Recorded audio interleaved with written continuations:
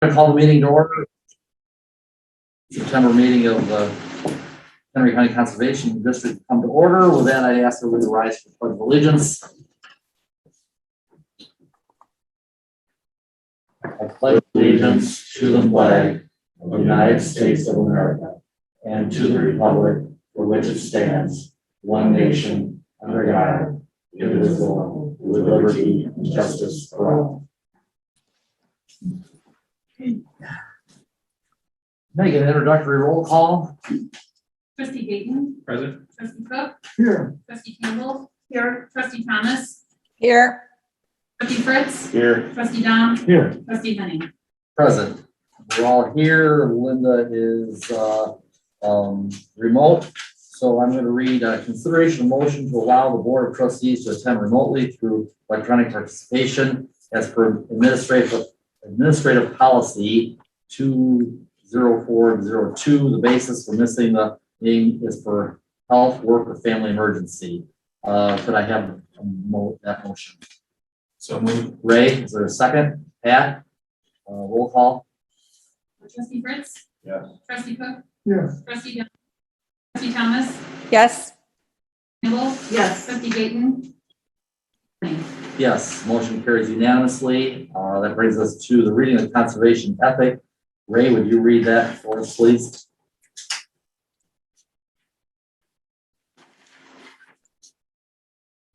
Goal number 6.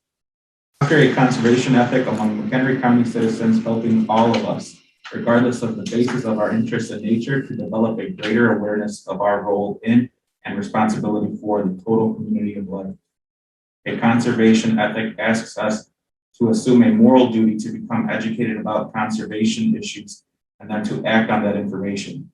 A conservation ethic is an attitude that recognizes the importance of preserving the natural heritage of the county's open space.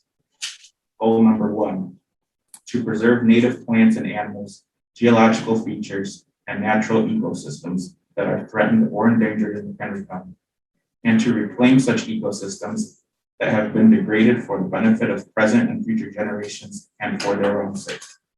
Thank you. Bill, can you do the reading of the conservation stewardship pledge, please?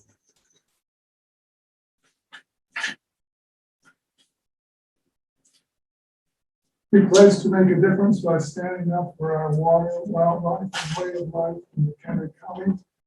Our quality of life in McHenry County depends on healthy and sustainable natural resources, thoughtfully developed cities and towns, a strong economy, and beautiful outdoor places to explore, discover, and recreate.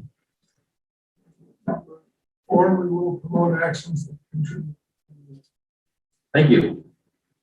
Well, that brings us to 6O, which is the audit presentation by Jim Savio and Andy Dialek. Andy, are you leading this off, or Jim?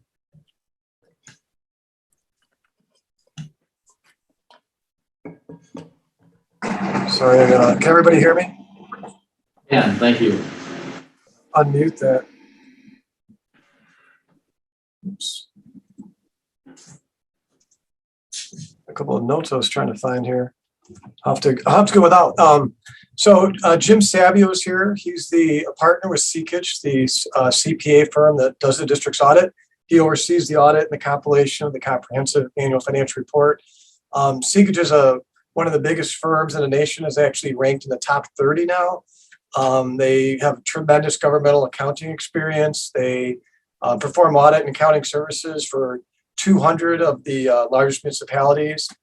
And a lot of their partners and managers will sit on some of the key GFO boards and really help to set the governmental accounting guidelines and standards. This audit, like all the previous years, and Jim, I'm sure will attest to this, went really smoothly.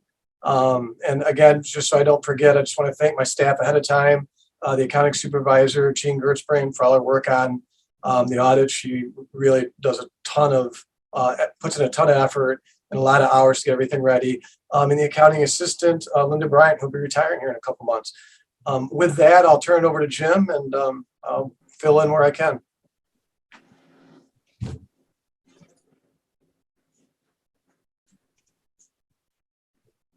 Is Jim here? Can you hear me or no? We can hear you. I see Jim is here, or he's as a participant.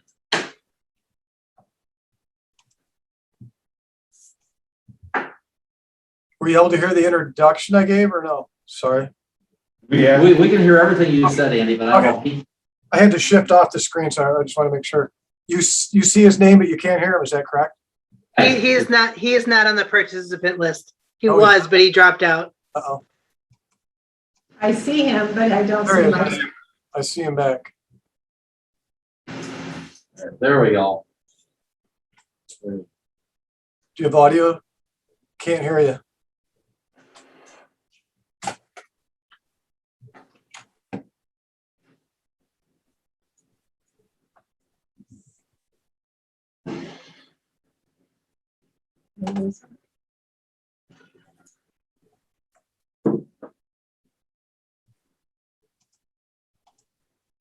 I think we may have lost him. He was there briefly. I'm wondering if he's getting in and out because he can't get the audio, so maybe he's going out and then coming back in to try and establish the audio connection.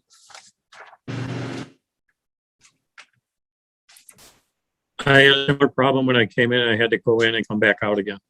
And then finally it kicked in. Want to go to the next thing while we wait for him? I could. Sure.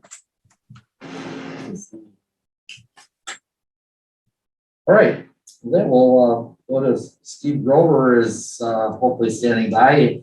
He's been a mechanic for 22 years, and I know how important a mechanic is around our farm to keep everything running, so I'm sure it's the same here. So Steve, congratulations on your retirement, and I'll turn it over to Executive Director Kessler to have a few remarks. Well, again, Steve, thank you. It's been wonderful for 22 years. We do have a resolution that we're going to read for you this evening. And want to thank you for all of your years in service. We did a special open spaces, our 50th anniversary, and you really spoke to all the great work that you have done to not only keeping our vehicles running, but also all of the other pieces of equipment. And you will be missed, and you've done a great job in preparing your successor when Kyle steps into your role. So I'm going to turn it over to Perry Weaver, who is here, who is your direct supervisor, and he wanted to also say some remarks. Thank you, Elizabeth. Can everyone hear me okay? Yes. I'll try to make this quick, but it's going to be difficult just because of my relationship stuff with Grover. I've known him for more than 22 years. It's been 23, 24. Started here as a ranger. I was picking up parts at Napa for the mechanics back when Grover was working there, out of Harvard. And we were fortunate enough to have, was able to hire Steve as mechanic one back 22 years ago. And he took a small shop, for those of you that have been around long enough, like an Ed Collins or Brad Woodson, to know what we were working in when Steve started with us and to where he's put it today. Additional bays, lifts, just the cleanliness of the shop safety, stocking. What he's done from where it is today to where it was is it's amazing, Steve, and I thank you for that. Grover and I, we're not only co-workers, we're friends, and big NASCAR fans. We used to talk about Dale Earnhardt back in the good old days and used to rehash that on Monday mornings, and just had a lot of fun with Steve on a personal level as well as a professional.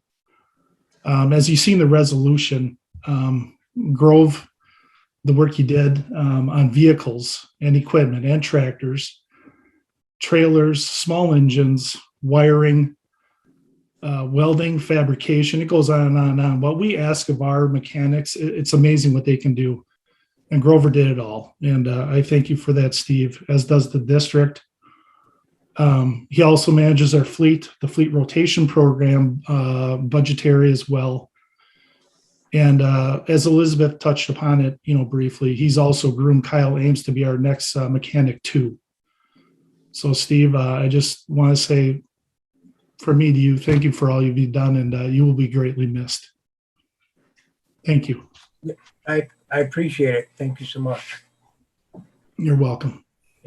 It's been fun working with you, Barry. We've done a good job, I think. I think working with you has been great. You understand what we do, and yeah, I'm gonna miss it. I'll tell you that. I really enjoyed it. But if it was 10 years ago, I'd look for another 10. But yeah, I really enjoyed it. I'm happy for the opportunity to come here and help out the district in any way I could. So I treat the vehicles like they're my own. So I think Kyle will be just fine. I think he'll do good. So yeah, it's gonna be tough to leave. It is. So I just hope the best for all the district and keep going. Thank you. Steve. Thank you, Grove. Everything, and I have a resolution to read here, and then we'll have a motion and a second to accept that, afterwards in a roll call vote. But anyway, I'll read the resolution. My glasses stay clear enough. Whereas McHenry County Conservation District has protected over 25,606 acres of open space and 35 conservation areas, 59 miles of regional trails that provide access to more than 115 miles of integrated trail network, acts to restore its lands to their ecological health, offers educational programs which encourage appreciation of the natural environment and a fundamental understanding of the environmental ethic, and develops its lands for the safe, quiet environment and interests of McHenry County residents. And whereas the district is supported in its efforts by many dedicated staff and volunteers who engage in a variety of activities, including protection of natural resources and the flora, fauna, and people who share them, site and facility maintenance, and natural area restoration, trail clearing and monitoring, wildlife monitoring and care, environmental, historical, and cultural interpretation, educational outreach programs, and many other endeavors. And whereas Steve Grover began with the district on August 25th, 1999, and whereas Steve Grover maintained and managed the district's fleet of 67 vehicles, which includes cars, pickup trucks, dump trucks, SUVs, motorcycles, and minivans. And whereas Steve Grover serviced and repaired hybrid, flex fuel, diesel, and propane powered vehicles. And whereas Steve Grover maintained and repaired heavy equipment, trailers, tractors, zero-turn mowers, snowmobiles, and UTVs. And whereas Steve Grover repaired vital handheld equipment such as chainsaws, trimmers, push mowers, and leaf blowers. And whereas Steve Grover budgeted for vehicle maintenance and repair and managed the vehicle replacement and rotation program. And whereas Steve Grover was responsible for all entrance gates fabrication. And whereas Steve Grover has served in the capacity of Mechanic 1 and 2, is SC certified, has welding experience, and has been a wealth of knowledge in providing necessary repairs for district vehicles and equipment. Let it be resolved that the officers and Board of Trustees of the McHenry County Conservation District hereby express and convey their deep and sincere gratitude and heartfelt appreciation to Steve Grover for his continued dedication to the mission of the district, and that this resolution is incorporated into the official records of the district, and that Steve Grover received recognition through this resolution. In witness whereof, we have hereunto subscribed our names and affixed the seal of the district this 14th day of September 2021. Do I have a motion to that effect? Bill, is there a second? Chris? A roll call? Trustee Dom, Yes. trustee Campbell, Yes. trustee Cook, Yes, trustee Fritz, Yes. trustee Gayton, Yes. trustee Thomas, Yes. Denny. Yes. The resolution passes unanimously, and thank you so much, Steve, for making this. Thank you. Thank you.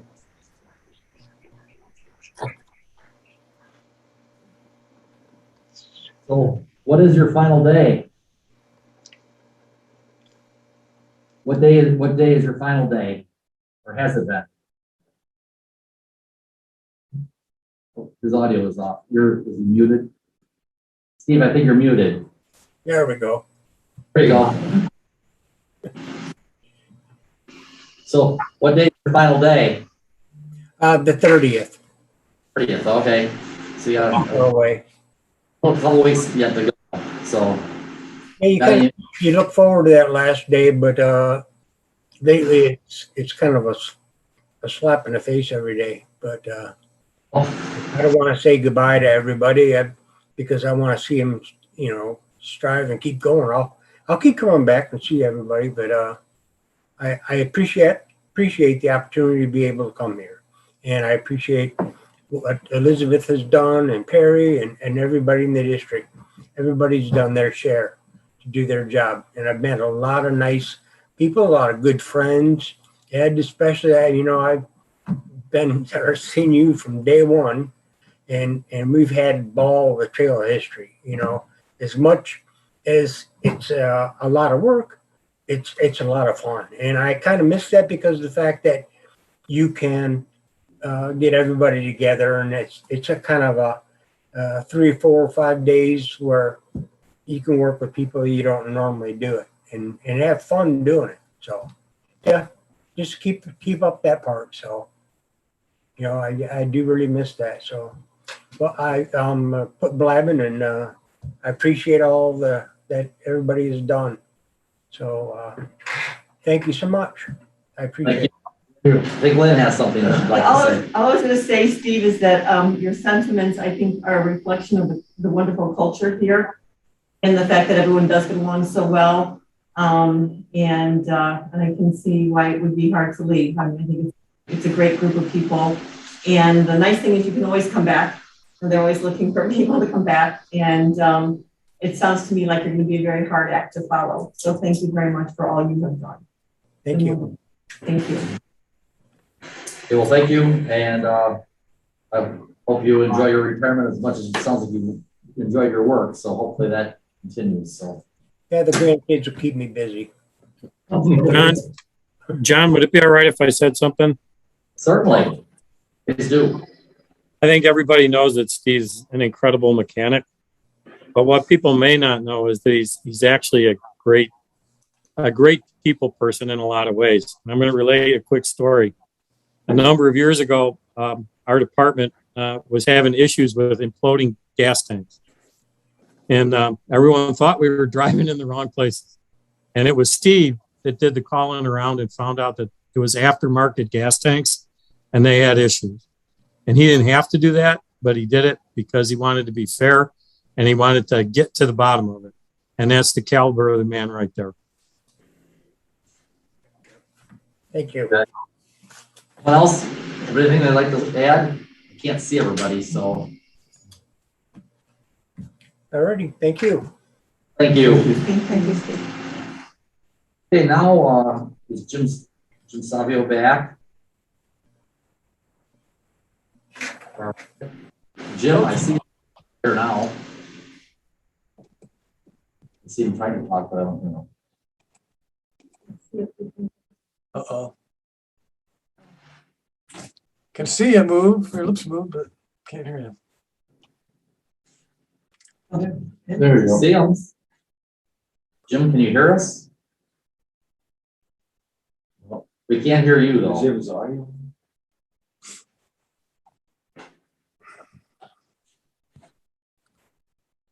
What if he dialed in, but His microphone is open. It just, there may be something on his end that's not volume down, or turn the volume up.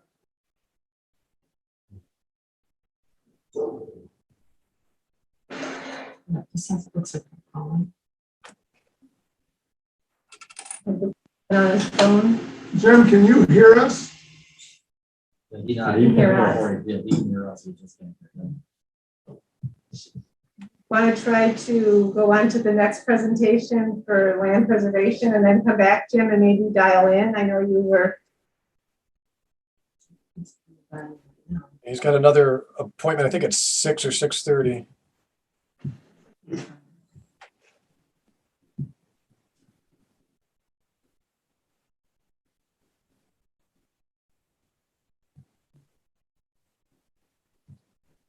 If we can dial in with his phone, then we can open that line.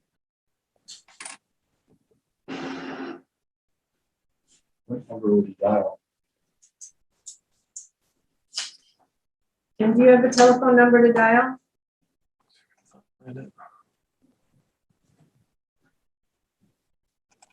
Jim, do you have the phone number? Here he comes.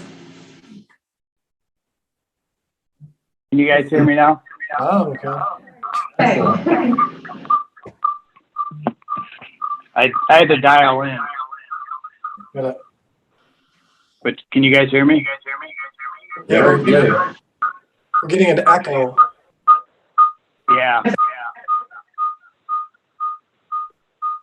Yeah. Why don't I try to log in and log back in again, One more time. and I'll try to mute or not have audio. Just on your computer, if you turn your audio off. If you shut the speaker off of your computer, it'll stop the dialogue. Then you won't hear us. You can do a monologue. How was that? The echo's gone, but you can't hear. Good. We're good. You can hear Everything's good now. Can you hear us? it? Okay. Yeah, I can hear you guys. Okay, we're good then. Excellent. All right. Yeah, sorry No. about that, guys. I got issued a new computer last week, so I'm going to blame it on that. But yeah, I want to start. Thanks a lot for your time tonight. Appreciate it. I want to thank also Elizabeth, Andy, Jean, and Linda too for all of their help throughout the entire audit process. Went, like Andy said, very smoothly again this year. We were actually out for a couple days this year, so that was nice to get out and see you guys as opposed to the prior year where we were completely remote. So what I'd like to do is basically, like I do every year, just go through the comprehensive annual financial report, just kind of go over what's in it, point out a few highlights, talk about the board communication report, and then be happy to answer any questions that you have. So I'm going to start with the big report, the comprehensive annual financial report, and start on the table of contents. So if you look in the table of contents, there's basically three main sections: the introductory, the financial, and then the statistical section. The financial section is the meat of the report. The introductory and statistical sections we do not give an opinion on, so I just want to point that out, and that's explained in the independent auditor's report. Like I said, the financial section is the largest section. The independent auditor's report starts that off, and we'll look at that in a minute. After that's the management discussion and analysis, which is prepared by Andy. We'll take a quick look at that. After that are the basic financial statements. So the government-wide financial statements, the statement of net position, and then the statement of activities. Those are basically your consolidated balance sheet and income statement for the entire district. So it includes all the funds, and it has a long-term focus. So it has capital assets and it has long-term debt. So it's very similar to corporate financial statements. After that are the fund financial statements, and they're a little bit different. They're going to have a short-term focus. So they have no capital assets, no long-term debt, and you're just focusing on current spendable resources, similar to how you budget. So, and it's presented by major funds, and then all the non-major funds, which you only have two, are combined and shown in one column. And we'll see that in a minute. And then on pages 8 and 11, there is a reconciliation to show you how we get from that short-term focus to the long-term focus. After that are the notes to the financial statements, pages 12 through 37. So a whole lot of additional information that kind of supports those basic financial statements and should be read in conjunction with them. After that is the required supplementary information. And I'll point out here too, for the MD&A and then the required supplementary information, or RSI, I might refer to it as, we do some limited procedures for these sections, but not enough to give an opinion. And that's also explained in the independent auditor's report. And in the RSI, you can see there's a budget versus actual report for the general fund, and then some additional information on your participation in the Illinois Municipal Retirement Fund, or IMRF, as well as your other post-employment benefit plan, i.e. Subsidized retiree health care in accordance with state statutes. After that, then, are the combining and individual statements. So a whole lot of more detailed information and budget versus actual information for your major funds and then your non-major funds. And then after that is the statistical section, which shows you financial trends, revenue and debt capacity, demographic and economic information, as well as operating information. So that has a lot of good 10-year trend information. And honestly, it's probably more interesting for the non-accountants than the rest of the report. So a lot of interesting information there. So I do highly recommend you take a look at that. And then the other section is some SEC disclosures. That's also unaudited as well. So there's 3 schedules there. So we'll start with the independent auditors report. That's on page 1. These are the 3 pages that we prepare and are responsible for as auditors. Management's responsible for the rest of the comprehensive annual financial report. And those responsibilities are explained on page 1. On page 2, the very first paragraph is probably the paragraph everyone's most interested in. That's the opinion paragraph. And again, this year we issued an unmodified opinion, which is the highest level of assurance that we can provide to the district. And then after the independent auditors report is the management discussion and analysis, or MD&A. Like I said, Andy prepares this. Great overview of the financial position of the district and the changes in financial position. Points out any significant changes or trends that might have occurred during the year. It has some 3-year comparative data that you can't find elsewhere in the report. So tell you if you only want to read one thing, read the MD&A, because it provides a good overview of the district's finances. After that, what I'll do is, we want to go to page 8, I believe. Yeah, page 7 or pages 6 and 7 is the balance sheet for the governmental funds. I'll just point out your general fund activity. So these are the financial statements that have the short-term focus. Your first column is the general fund, and on page 7, the fund balance or your retained earnings, if this was a for-profit government. The unassigned amount is about $2.9 million this year, slight increase from last year's balance of $2.7 million. And that's about 32% of your current year expenditures, or about a 4-month reserve. And then on pages 9 and 10 is the income statement for the governmental funds, and the general fund again. On page 9, very last line, the excess of deficiency or excess of revenues over expenditures was about $258,000 this year. Prior year was about $506,000. So that's your revenues over expenses before your transfers in and out, sale of capital assets.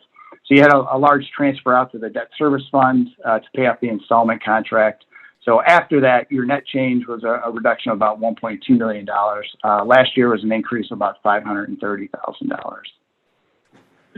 And then the last thing I'll point out every year is just your participation in the Illinois Municipal Retirement Fund. So in the RSI on pages 39 and 40, 39 gives you a schedule of employer contributions. So this shows you what the actuary says you should be contributing. You're contributing exactly what you should. So there's no excess deficiency. And you'll see there's a percentage there, contributions as a percentage of covered payroll. So that kind of gives you an idea what your pension burden is, compares the pension expense to the covered payroll. You'll see it's been pretty consistent over the last six years. So, between 11 and 12%.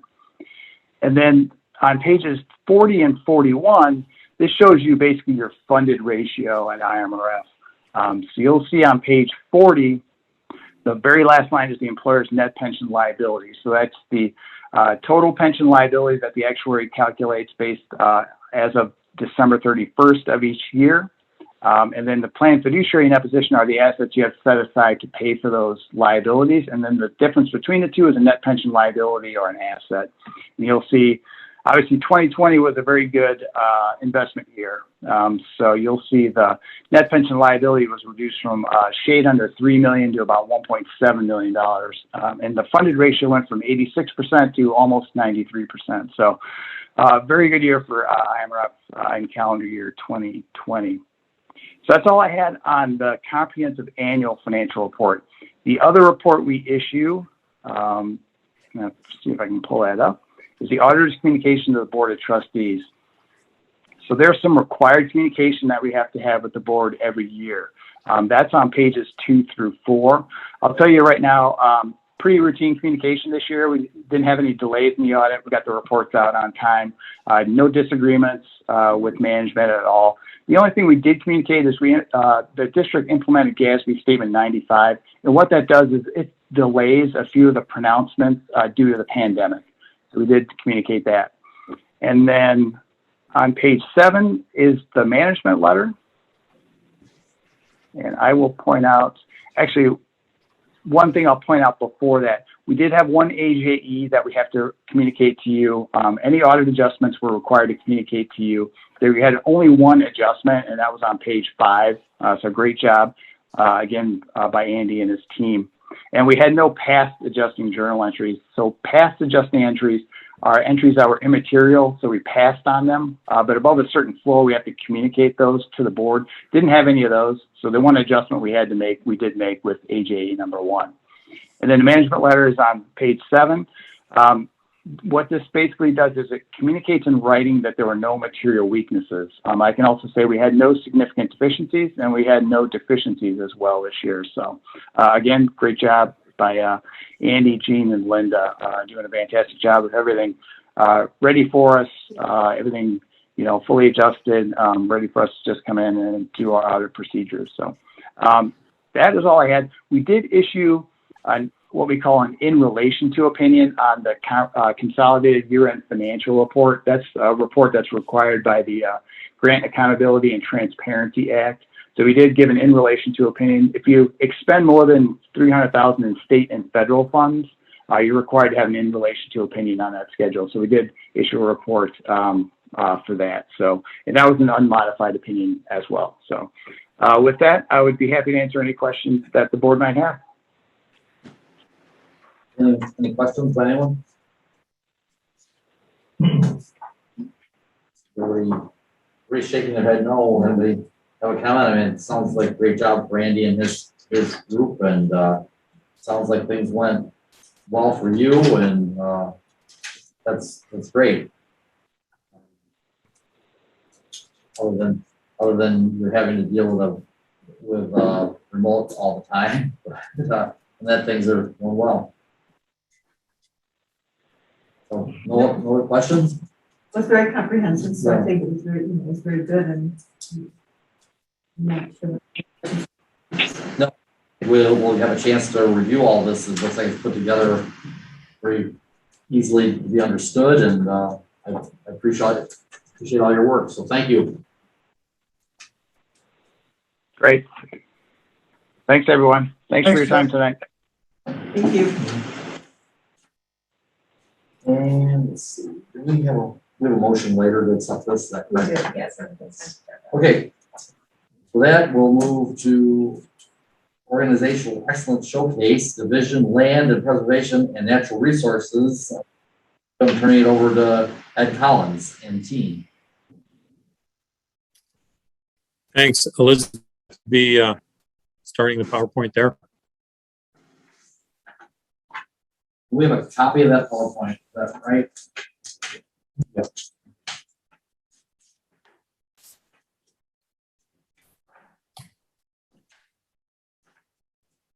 Did You're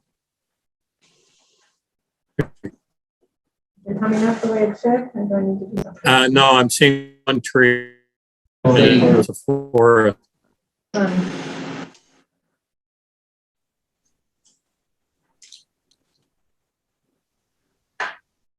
There. Okay, it looks good.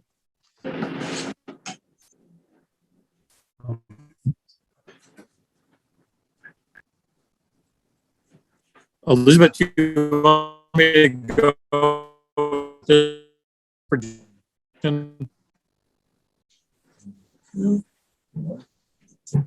I'm losing you, Ed. Let's see. No, the tree. The tree left. Yeah. I was trying to get it because on the PowerPoint to play it, when as soon as I go, for some reason, it drops off here, so. The little tree is there. Can you see that? It's Oh, just gonna go I'm okay with. Now it sounds better. Screen not very good. Well, that's what I was trying to do.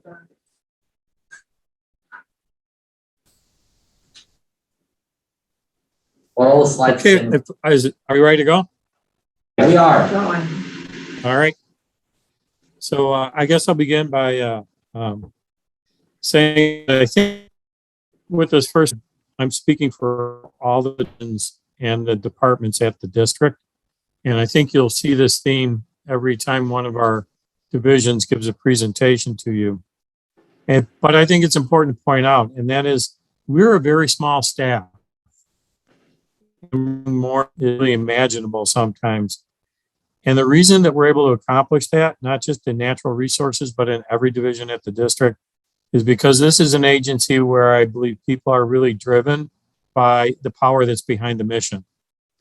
And so you see that type of success across all the divisions because the people who work here are truly committed to what the district does.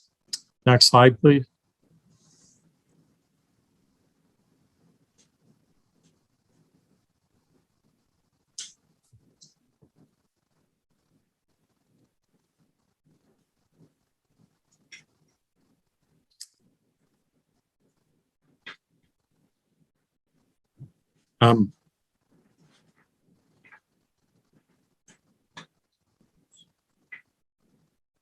Okay, there you go.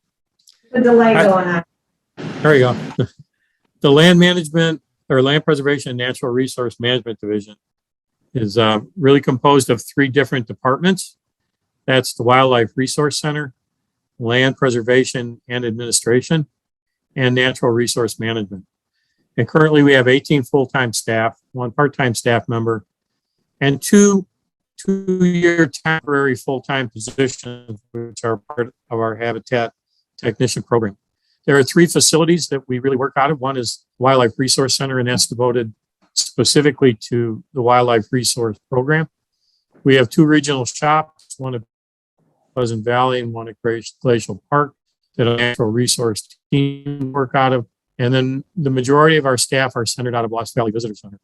And our charge, I tried to distill down to 3 bullet points to make it really kind of understandable because there's so much that we do. But we're responsible for land management and biological data management and inventory efforts on 25,000 acres. And we're responsible for land protection and administration of lands that are protected on all districts solely, so 25,606. The Wildlife Rehabilitation Center handles rehabilitating wildlife, public wildlife inquiries, public wildlife education, and they do wildlife propagation for reintroduction into our sites. Next.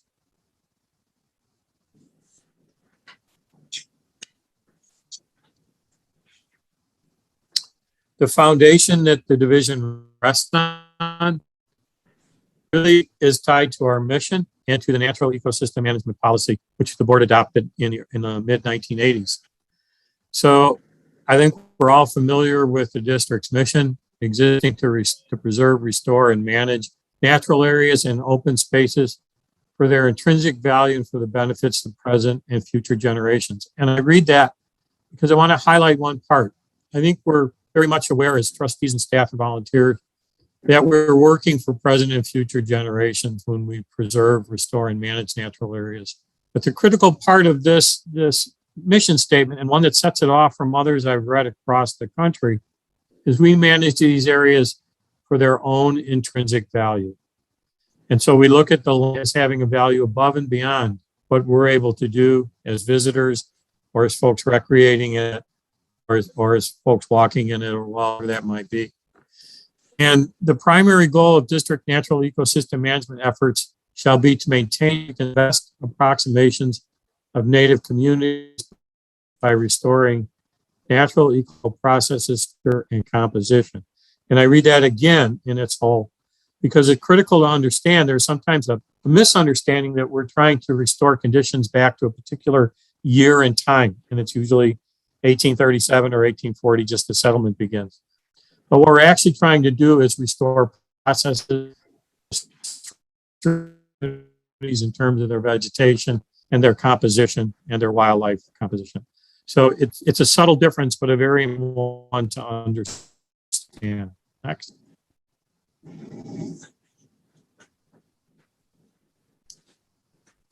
This diagram, which I will admit has an awful lot going on with it, but it kind of sums up how our division works. And that is our core mission is in blue. It's preserve, restore, and manage natural areas. And that's all the components, the different departments I talked about. We work as a team.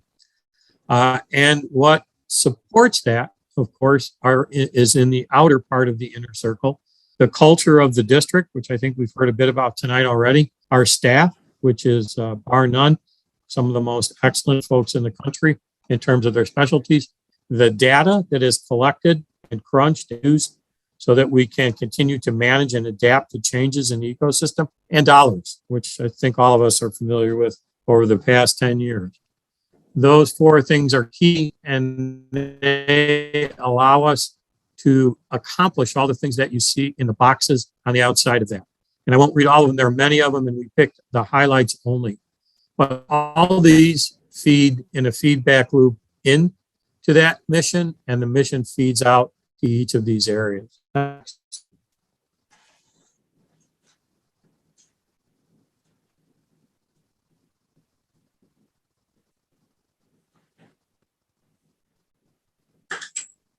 I'll start with our Wildlife Resource Center.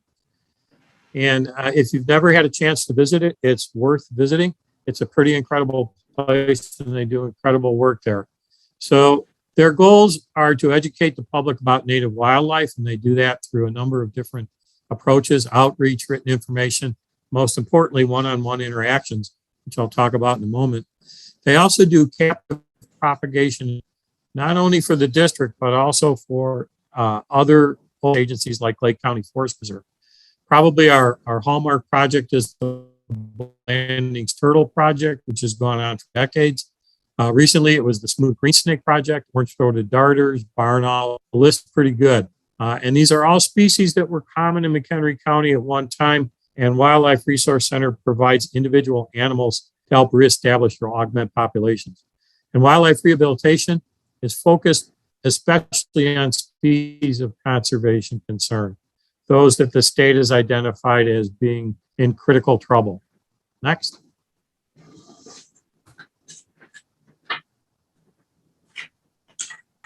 There's a lot of other tasks, of course, that go into running a center, and I won't go through all of them here, but their day-to-day operation is centered around education, information to the public, and caring for those animals. And it's quite a job.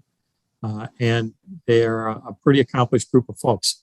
I will give you some statistics that I think are pretty telling.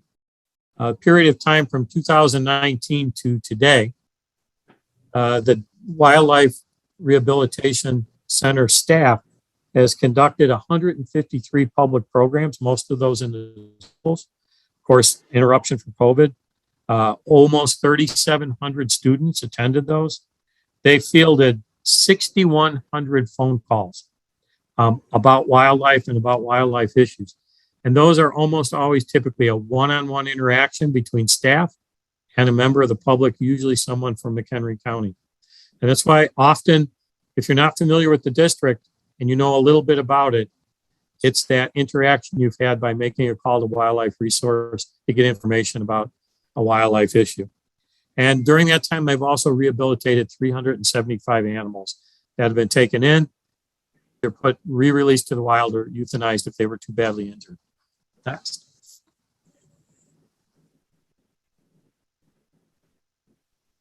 Our division would not be complete without the work that is done by our volunteer coordinator, Jackie Biro, and volunteer stewardship is one of the options that helps us accomplish what we want to accomplish in the field. On the right-hand side are a couple of folks involved in our phenology project. They're volunteers, and they're tracking blooming dates and comparing them to data collected in the 80s on our sites to see if there are changes related to climate or other things. But I want you to take a look at the trend for new volunteers. These are individuals that have never volunteered for the district before. And you see a slight downturn there in the blue line. And that's really just because those are registered volunteers. We're going to go through the whole registration process. But we have a lot of volunteers who only for workday, only for singles. And you can see since Jackie has come on and we've been able to devote full-time staff resources to that, that number has climbed dramatically. And each volunteer leverages what we can do as a staff many times over. Next.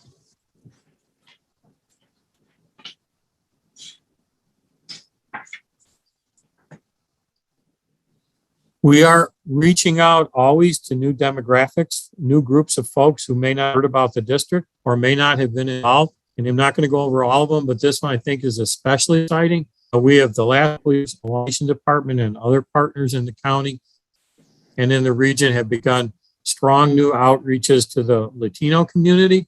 And these are work days, the days of restoration that are specifically aimed at Latinx individuals in that generation, and it's bringing folks out on our site that not have been there before and involving them with work on making those places healthier. And I think the picture on the left-hand side says it all. You can see a young child there being lifted up and taking a look at something fascinating in that tree. So this program, I believe, is going to continue to grow in the future, and it provides a wider cast of the district's conservation message. Next.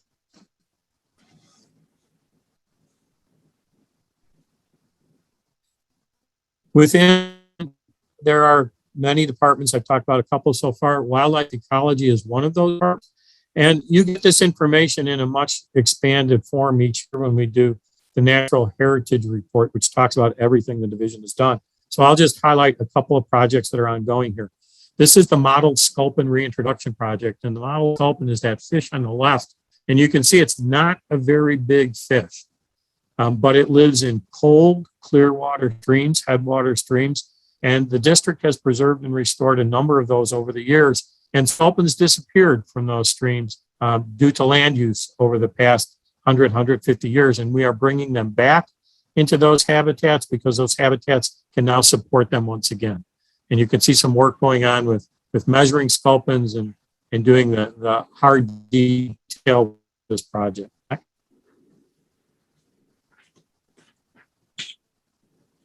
I'll also highlight another river project in wildlife ecology. And we're working with the DuPage County Urban Stream Center. DuPage County doesn't have the mussel diversity we do. So the exchange is our mussels are picked up in the streams. The gravid females are taken down to the stream center and the young Leucoidea are exhaled and they're grown down in that center. And then they're reintroduced into both McHenry County and DuPage County streams. And you can see some young mussels with tags on them so that they can be tracked over time and we can see what survivability is. And this project, I believe, is going to be a long, ongoing one, probably over the next 20 years, but it's already had some great success. Next. I'll move to plant ecology next. And plant ecology does a number of things, and all these departments interact with one another to get the mission done, and often, very often, with other divisions within the district, because all those divisions contribute to what the natural resource goals are, regardless of what the division name may be or its primary duties. Native seeding projects are something we always like to talk about because this is where we take land that is either habitat poor or mostly habitat absent, and we bring habitat back on. Last year, 26 projects were completed, 211 acres were restored to different types of plant communities. And the ones that you see most common that we work with are dry prairie, wet prairie, and sedge meadow. You can also see that the seeding's done in the snow with a very special seeder because we've learned that mimicking nature is the best way to get good establishment. So this goes out when it snows and then it's covered up with snow so that as the frost breaks in the spring and it washes down into the soil, those plant communities are ready to be reestablished, the seeds germinate, and we're off and running. Next.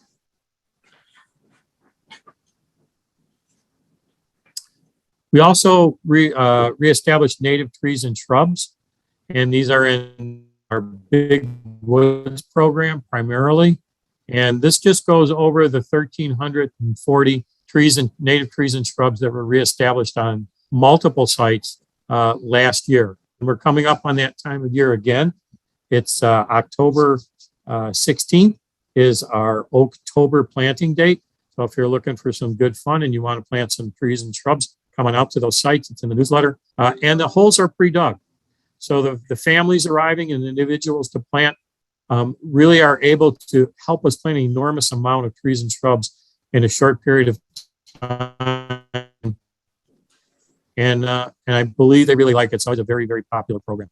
We've been assisted greatly in this by the foundation, who has managed to procure a number of return donors for this program, and it's become very, very popular. Next.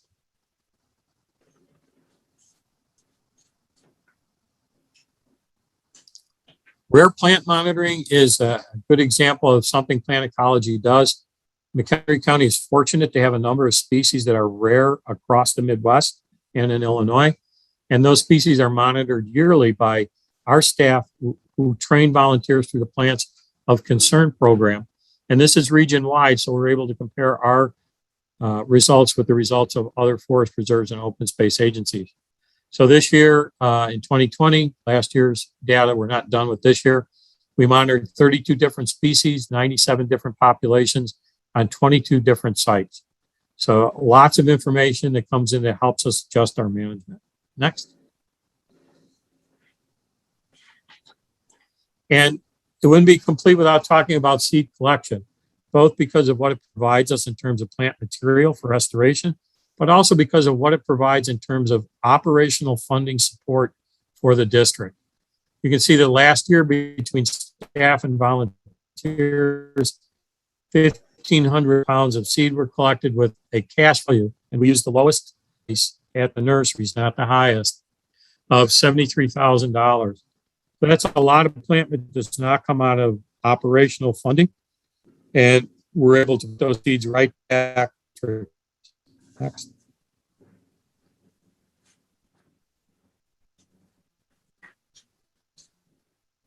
Move to land protection and administration. You're going to see again that I'm putting some pretty long sentences in here to talk about what they're to forever. And I'll explain what that means in a second. The Land Protection Administration is responsible for coordinating all the business matters that are related to us preserving and then taking care of real property. Next.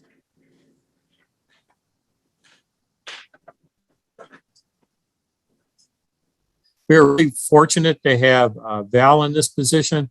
He is excellent at doing a number of very technical things related to land.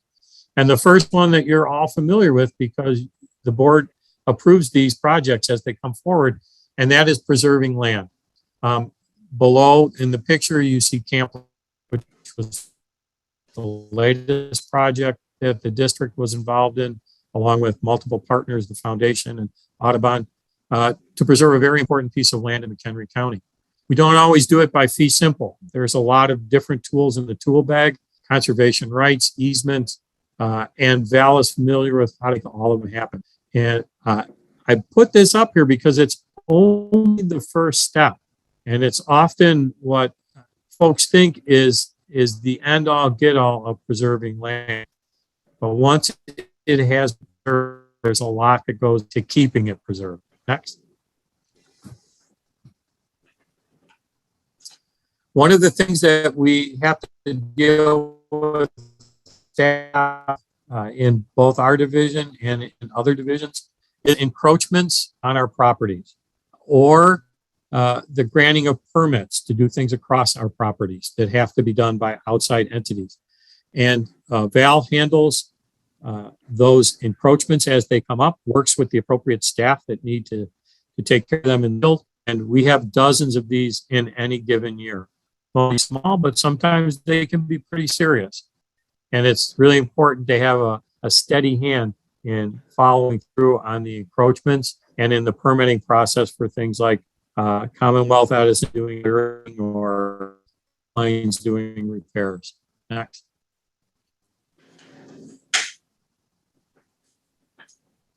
This is the third, and I think one of the most important, but often not seen things that is done by land preservation and administration.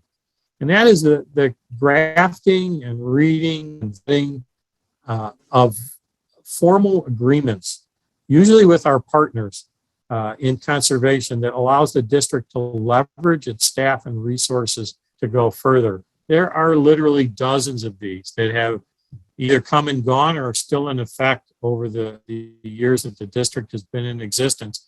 And I only put 3 up here to illustrate kind of the variety that we work with in that part of the Natural Resource Division.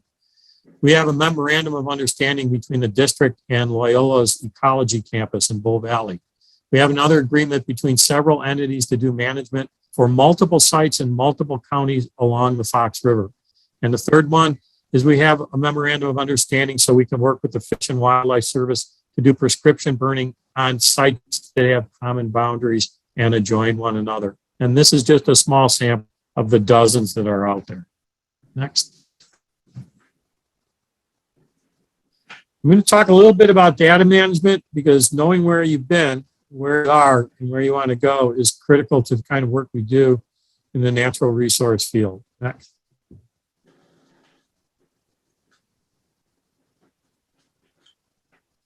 Biological inventory and research is one of the keys to making sure that we're applying the resources of the district where they're going to be the most effective and have the best results for the land itself.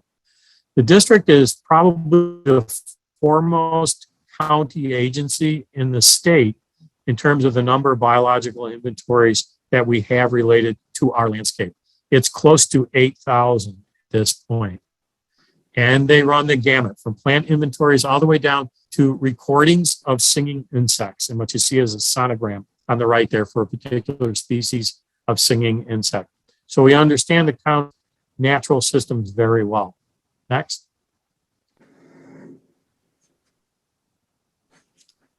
Why are they important? Well, they tell us what exists on our site. They help us monitor the trends that are both local here in the county and regional. What's declining, what's in recovery, what species are out competing similar species, and we may need help in maintaining that lower species populations at a healthy level. Most importantly, it helps guide us in our management practices. Are we having a positive or negative effect on the species and communities we're managing for? It provides evidence that management makes a difference, and it justifies the spending that we do for budgeting, grant writing, mitigations, and so on. That comes from the taxpayers and the citizens of our county. The survey information is also critical because we're called on just about every week for analyzing some type of threat, type of project, planning amenities for use in our own sites, which we work closely with planning on, or even on other sites across the county that we don't own, and inquiries from the public. So this information allows us to respond with accurate facts and be able to help guide those processes in a way that has a good outcome for the land itself. And the protocols on the bottom, the reason it's there is we try to maintain standard protocols on surveys. So over the 30, 40, 50, 100 years, we can compare apples to apples and see those long-term trends. Next.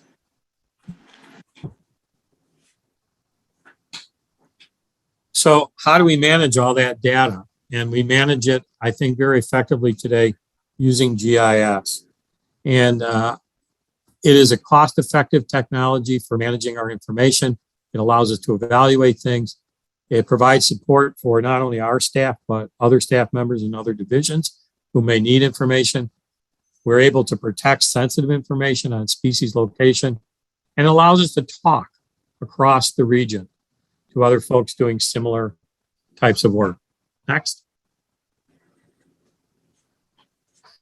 I not try to explain this slide other than to say the big green thing in the middle is kind of where things feed into from both ends. And by both ends, I mean existing database and all that accumulated information and the information we collect every single year in the field as we do repeat surveys. So that having a baseline survey is important. It tells you what was there when you started, but having surveys that check over and over again how populations are doing and how species are doing allows us to sort those trends. So you can see some of the major trends, the major groups we study, and the major tanks of information that we keep on a regular basis. Next. There we go. Thanks for hopping over there. This is just that same slide expanded in more detail about all the things that go into those bins of information, if you will. And they are extensive, and they cover everything from lichens to those stinging insects to the kinds of fish in the water. Next. We also extensively study cultural resources. And we're able to do this in part because we've received some endowment money that the district we actually established many years ago and then transferred into the special revenue fund about 5 or 6 years ago. And we were able to have a person come on part-time a couple of days a week, a few hours each week, to actually be able to archive and categorize the district's extensive archives of folks who lived on properties before they were conservation district sites, photos and maps and other things that kind of track the 50 years of the district's existence. Well, probably one of the most important parts of this cultural resource study we've been engaged in is that we now have over 60 interviews with former landowners of district sites, many of which have passed away at this point, but that information and those stories are now captured to remain part of the landscape of district sites in perpetuity. Next. All of this that we've talked about allows us to use an approach called adaptive management. And this allows us to take that land use history, biological surveys, our plans for restoration, and make sure that we can analyze how things are going and adjust to be able to make those things work even better. And you can see some of the things we look at when we do adaptive management. And the next slide will be an example of how that feeds back into our everyday management.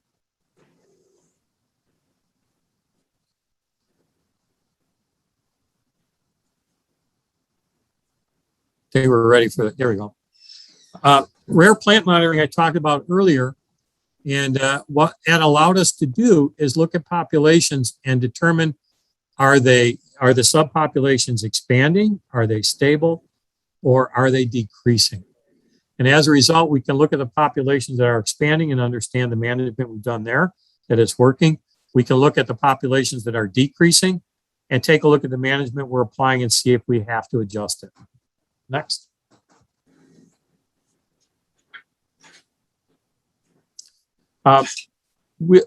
In 2013, the hunting program and the farmland rental program were both transferred into the newly formed Natural Resource Management Division, LPNR.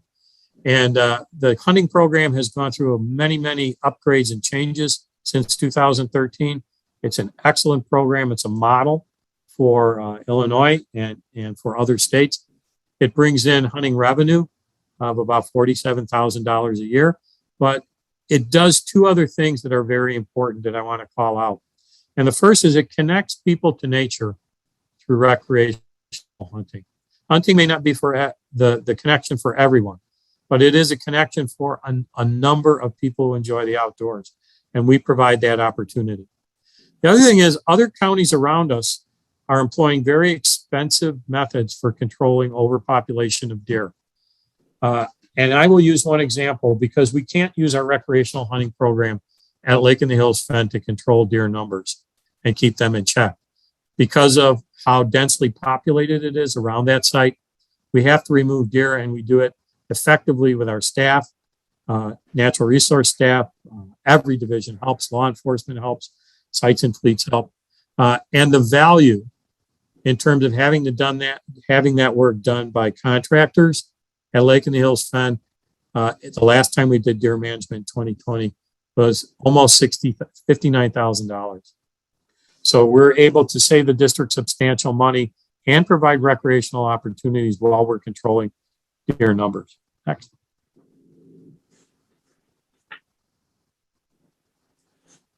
I'd like to move to farmland ecology because I think this is an area where we've made some real strides, especially in the last 2 or 3 months since we brought on Brendan Ness as our agricultural ecologist. Agricultural ecology is the farmland the district has is a natural resource, and it produces more than just crops. we're familiar with crop leases, hay leases, our joint grassland venture program. Those are the types of leases we have. And it provides some really important funding for operational income each year. And we have steadily moved that program since 2013 from conventional agriculture to sustainable agriculture. And we're continuing to make strides as we move aspects of it to regenerative approaches to growing crops. And this has really come on line in a very full way since we've had a full-time agricultural ecologist. Next.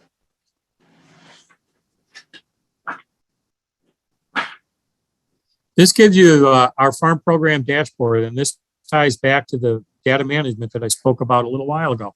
We're able to pull really important information out very quickly and give us a snapshot at any given time of what's going on, not just in the farm program, but in a lot of our natural resource areas. So currently, we have 6,200 total farm field acres. We have 99 active lease parcels, 155 different fields. And I want to call your attention to total farm conservation areas. Our farm program through border strips, filter strips, grassed waterways provides important habitat and important benefits to water and soil erosion on the landscape in an active farming program. So we like to call out the fact that those are in the farm program, but they're conservation acres. And it's important to make note of that. Next.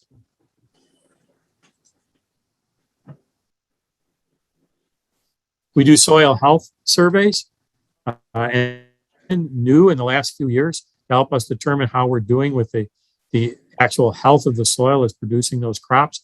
You see a worm survey, a worm count on the right, and a sweep of crops on the left. Next, to look for insects.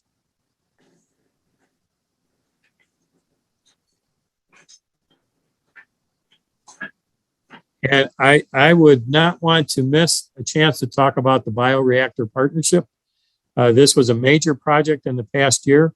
This is not something we've done on a regular basis. This is a first time, but I think it points to how open staff is to working with partners and to moving our farmland in new and very interesting ways. And this was a really good project between Farm Bureau as a major partner and the district. Next.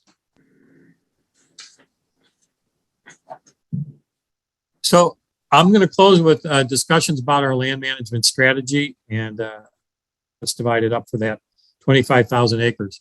Our current priorities basically references what it is we're managing at any given time. And right now that breaks down into new restorations. Those are new areas, new habitat areas, and they're funded through mitigations or grant funding, or they could just be an expansion of areas we're already managing.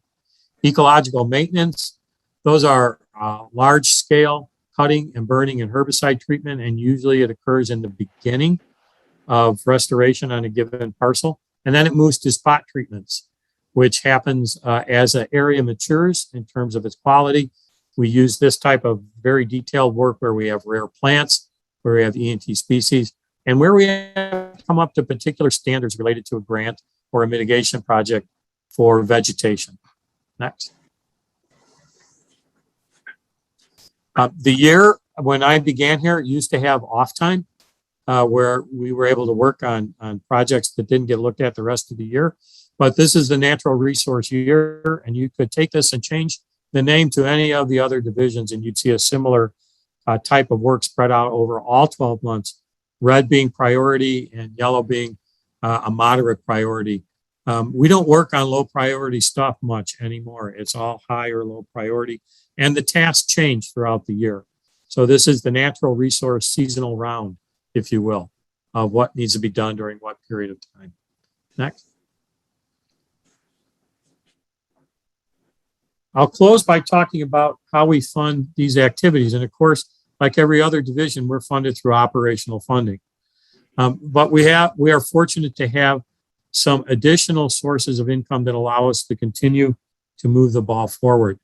Those are primarily grants and mitigations and donations. Next.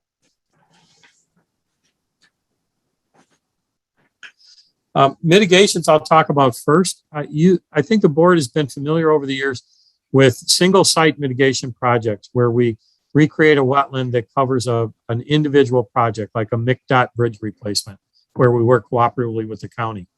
And this allows us to restore wetlands. We get paid for it, and we're able to move the district ball forward on natural resource management. But for the first time, we now have a wetland and stream bank, mitigation bank, which you're all familiar with, I think, from the last year of approving particular aspects of it. We now are able to take an entire wetland restoration project and virtually be able to finance every acre and every foot of the stream by using it to mitigate for impacts to streams and wetlands that occur off-site. It's very exciting. We just had a review with the Army Corps of Engineers Mitigation Bank team. They were very pleased with the work, very pleased with the approach we've done. So this is moving forward. We hope some sales from it in the very near future. Next.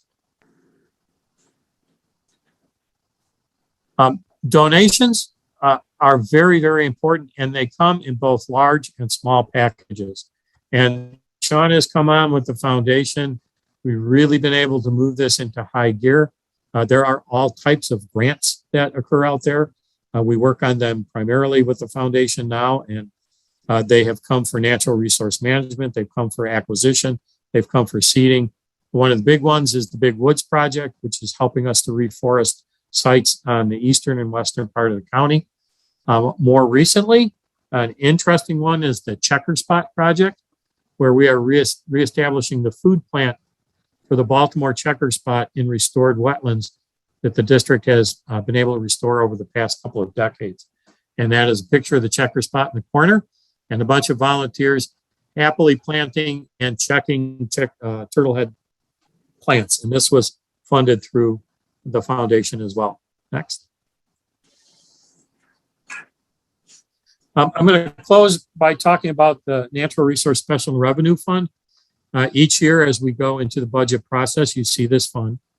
And this fund is actually dedicated to natural resource projects. And I'll just make 4 points about it that I think is kind of important. It's sustained through funding that comes specifically for natural resource projects, grants, mitigations, donations. It does not draw from the yearly operational funding. So the balance in here is up and down at any given year, depending on grants, donations, and other sources of resource income have been in the past 12 months. It supports specific projects prior to grant reimbursement. So often we need to do the work and then apply to get the reimbursement. And this allows us to eliminate the necessity to pre-fund them through regular operational budgets. And that frees up more money for operations across the district. And then we're reimbursed as the project is completed. It goes back into the special revenue fund for the next project. It supports field positions either fully or partially, and it allows us to draw on that funding rather than operational funding for staff. And so this frees up, again, more operational funding to be utilized across the district. And I think most importantly, it allows us to continue to make progress on that mission, which is where I started all this. And it has allowed us to continue to keep moving that ball towards the finish line, even through these hard years we've had the past decade or so. So I'm going to close with that. I believe that's the last slide. Thank you, Ed. Yep. Happy to answer any questions if there are. So open up for questions. Do you have anything? A lot of information to try to digest. Ed, is that last stream there, that's School Springs, right? The section. Yes, it is. That's quite a change. It is. It's beautiful. It's beautiful. Yes, when we started it, it was in places about a 10 or 12 foot steep wall ditch. So you can see makes a big difference on the landscape to be able to do that. That's gorgeous. Well, thank you very much on behalf of everybody in the resource department. Thanks for allowing us to present this. Thank you. What you do is what I kind of think of when I think of a conservation district. It's really seems to be right from the heart of what I think of anyway. And I do have questions, but they're more just for my own information. So anyway, it doesn't have to do with what a board meeting has to do with, but I'll probably call on you in the next few days when you got some time to ask me a few questions. But thank you for this for all the information you gave us tonight. Any other comment you'd like to make for the board of trustees, something we need to know, or is that pretty much sum it all up for us? That's fine. Still there, Ed? Yeah, I'm still there. No, I think it pretty well covers it. I don't know if anybody else in the division wants to add anything, but please feel free to if you do. Well, thank you to everybody and your staff. And, I'll say one thing. okay. Well, I do think it was great that he was included in here because there are certain parts of it that we don't really quite see as often.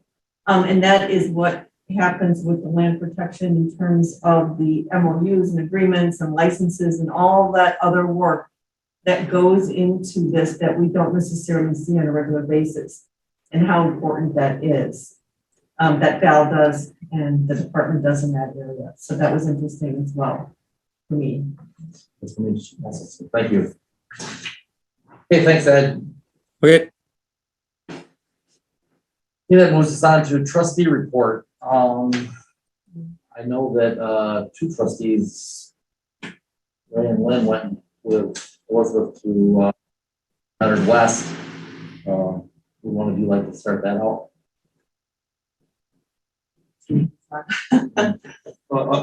Yeah, so we met with Patrick Keneally, State's Attorney Patrick Keneally.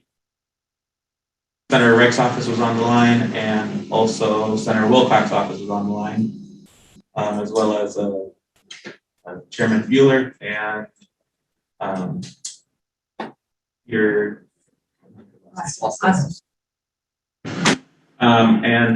we got some good information about the 300 Arnold West situation. We were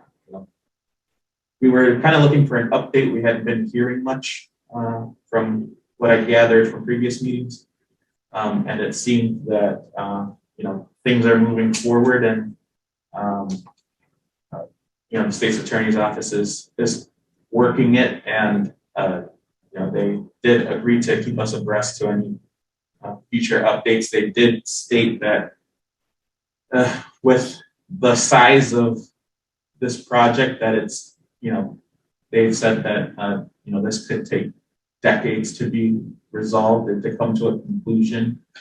So it's not anything that's going to get resolved anytime soon, but it is something that they did state that we should keep pushing on to make sure that things are moving forward, and they are also doing the same thing to get things done. And I think we expressed our concerns to them in a way that they understood and were sympathetic to our cause, and we're willing to take that charge forward. So I think we're on the right path, and we kind of got some future movement going on that.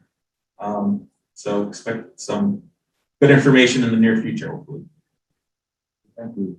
Yeah, no, I think that was great. Names down to everybody in the room.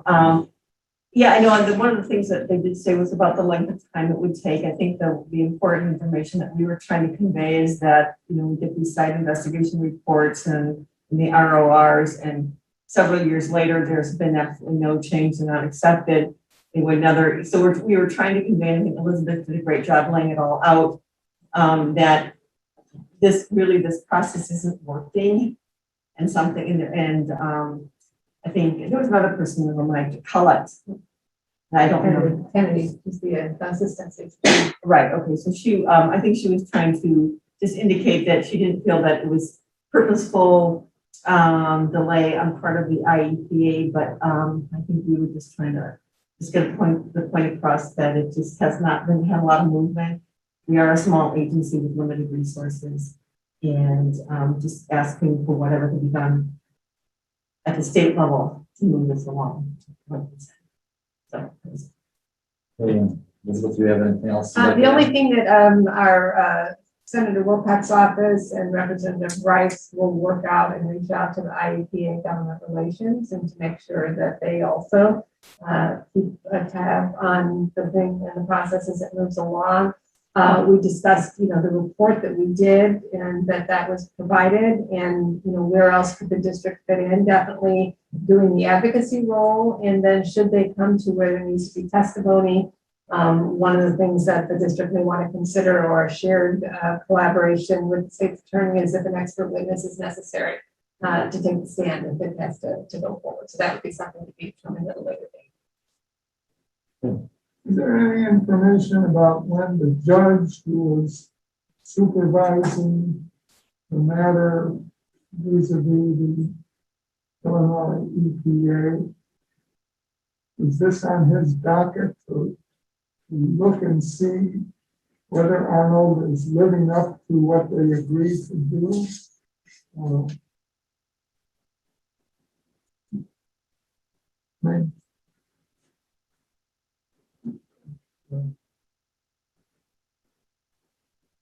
This is all, as you all know, this has gone on for over a decade already.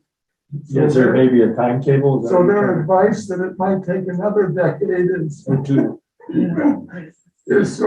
of discouraging. And all these people will be out of office in another decade. So who is really paying attention to this? Or is there a timetable or anything like that set up to be able to structure that? There was no timetable. The reports, as we know, reports have been prepared. There's sometimes missing necessary information that EPA finally gets to and rejects it. So that's just been the long game, I think.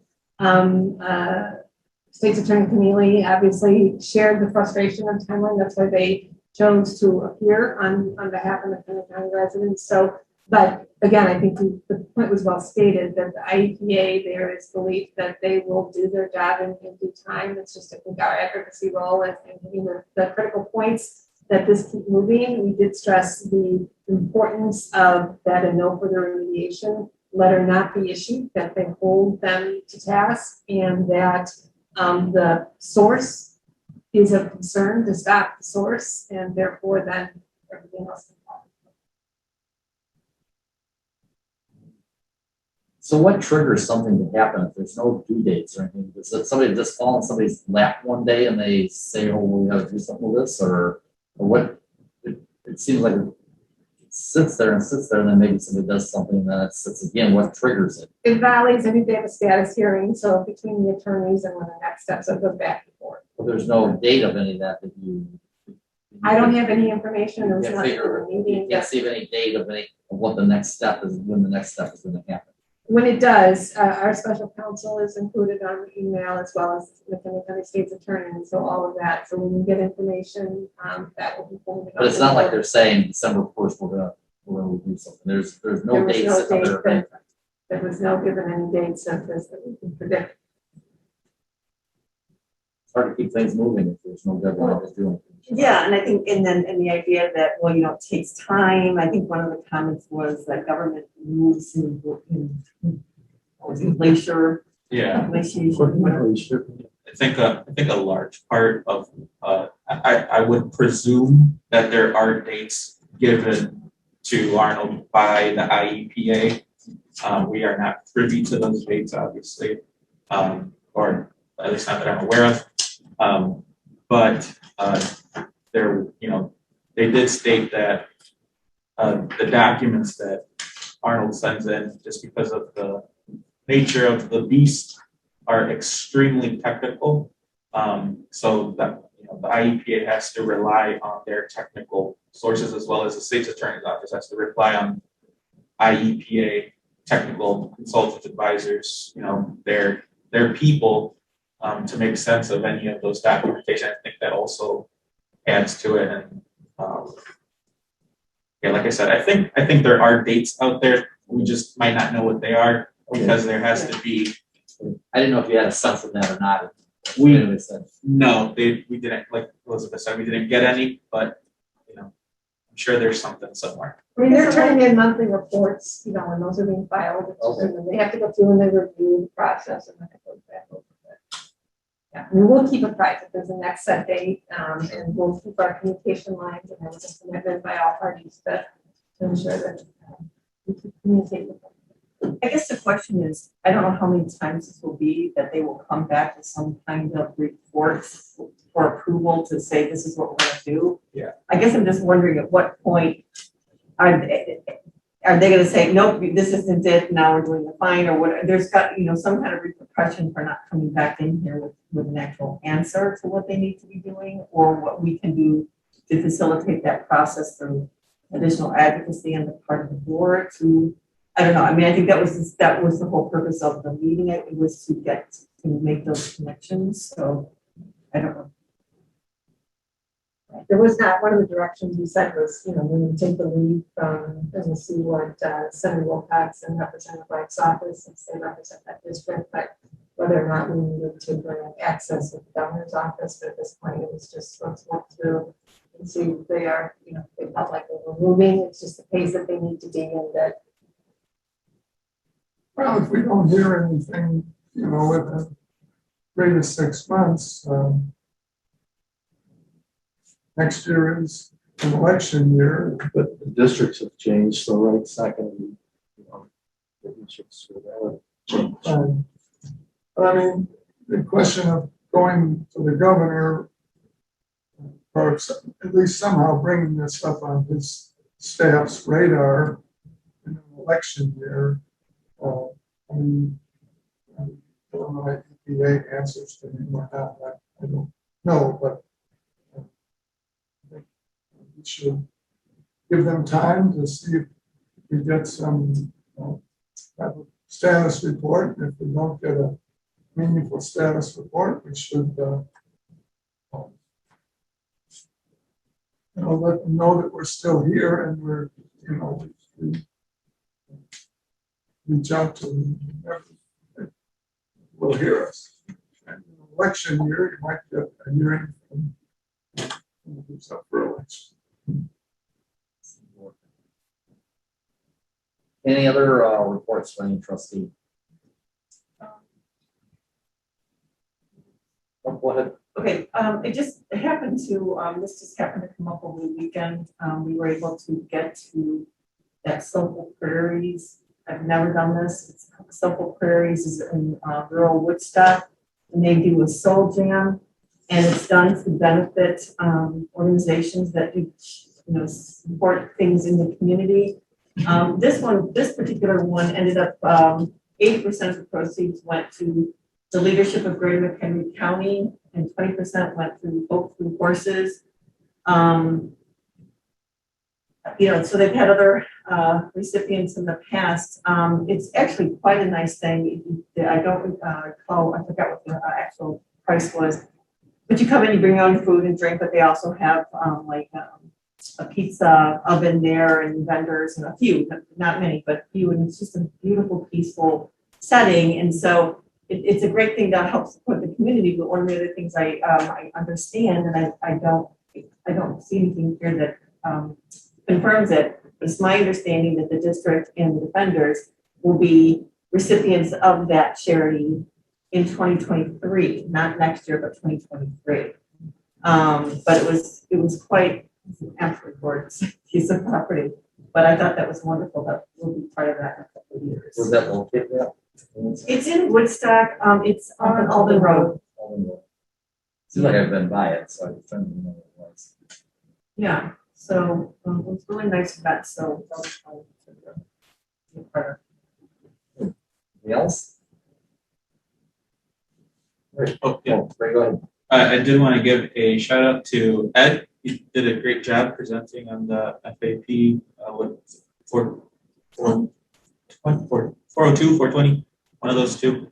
Did a great job going through with everyone in the room about where we're at with that, and got the ball rolling on how to move forward on getting those lands moved over. Linda has the maps. It was in my car, and I thought, oh, I'll bring these in. And so, yeah, the maps are here if you want to look at it. Ed had pulled these up. But yeah, that was a good point. Good. Thank you. Okay, County Board Liaison report, Kelly there. I'm here.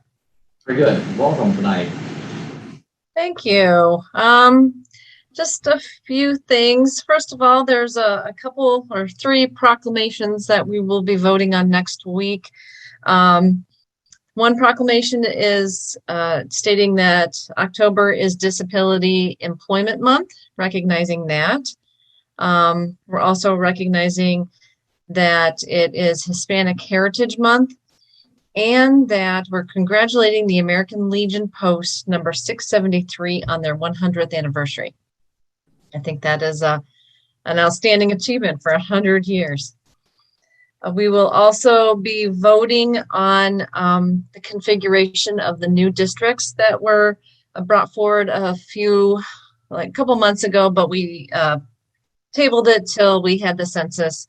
Nothing has changed, so it's still going to be 9 county board districts with 2 members each. And another cool thing, I don't know if you guys have heard about this or not, but the sheriff is launching an app. So it's an interactive app for the phones that is will have a lot of communication tools with alerts, resources. And I asked how it would be different than Nixle. This is a lot more information and a lot more communication. So they got a grant to work on. Did they get a grant for this one? I'm not sure. I guess I shouldn't have said that. Anyway, but they're moving forward with that. And then some other resolutions that are on the agenda, just like yours, they have the intergovernment agreements between the county and the conservation districts for the IDNR flood hazard mitigation project for the Nippersink and Fox River. So those are 2 separate resolutions there. And then they have, just in case you guys didn't know this, some intergovernment agreements to fix Paulson Road over the North Branch Kishwaukee River Township Bridge Project.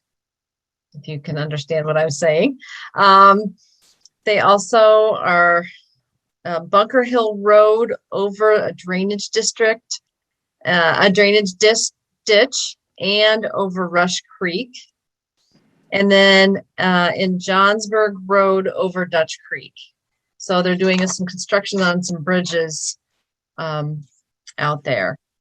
And I think I told you last meeting, but I'm not sure that there's a resolution for a Wyndham Cove Pollinator Habitat Restoration Project.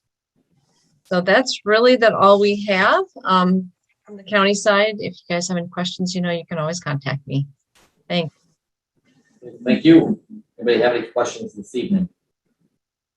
It's like we're good. Thank you very much.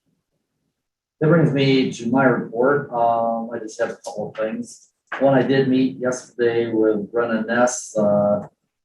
She was out working on a meeting with farmers, and I have about an hour with her, I think it was. And she looks like she's getting right in there and trying to understand everything that's going on in this county and with the farm leases and what's happening on the farms, and doing a good job. And we had a good discussion. I really enjoyed it.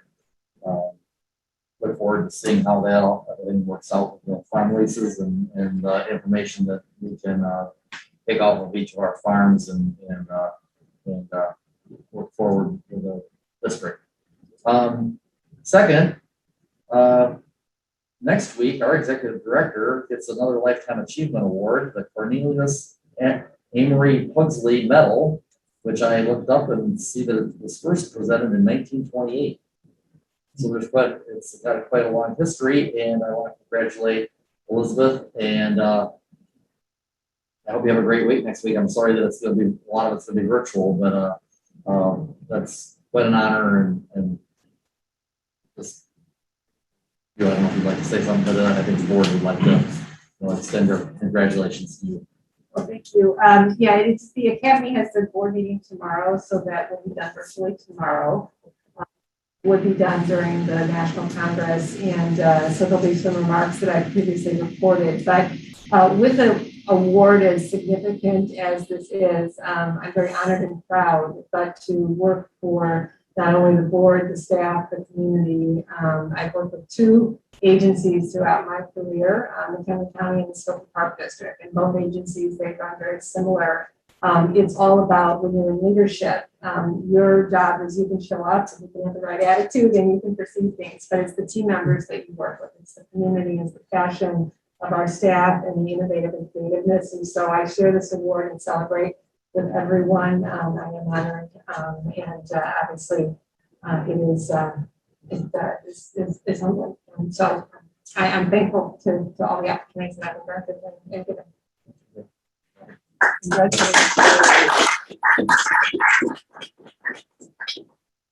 Okay. And that will bring us to public comments one. As long as it's ever taken us to get the public comments. So is there anyone out there? Stephanie? I don't see anybody with any comments. Okay, thank you. That moves to consent agenda. So Linda, are you ready? I am, but can we put it up on the board? Can you put it up on the screen, Elizabeth? It's there now, I believe. Oh, yeah, here we go. Okay. Don't we need a motion? Or You're do starting I? the motion. Oh, okay. 11.1, approval of minutes. 11.1A, August 18th, 2021, special call meeting. 11.1B, August 19, 2021, committee of the whole. 11.1C, August 24th, 2021, regular meeting. 11.1D, July 15th, 2021, executive session, committee of the whole. 11.E, July 20th, 2021, executive session, regular meeting. 11.2, treasurer's report. 11.2A, acceptance of the treasurer's report for August 31st, 2021.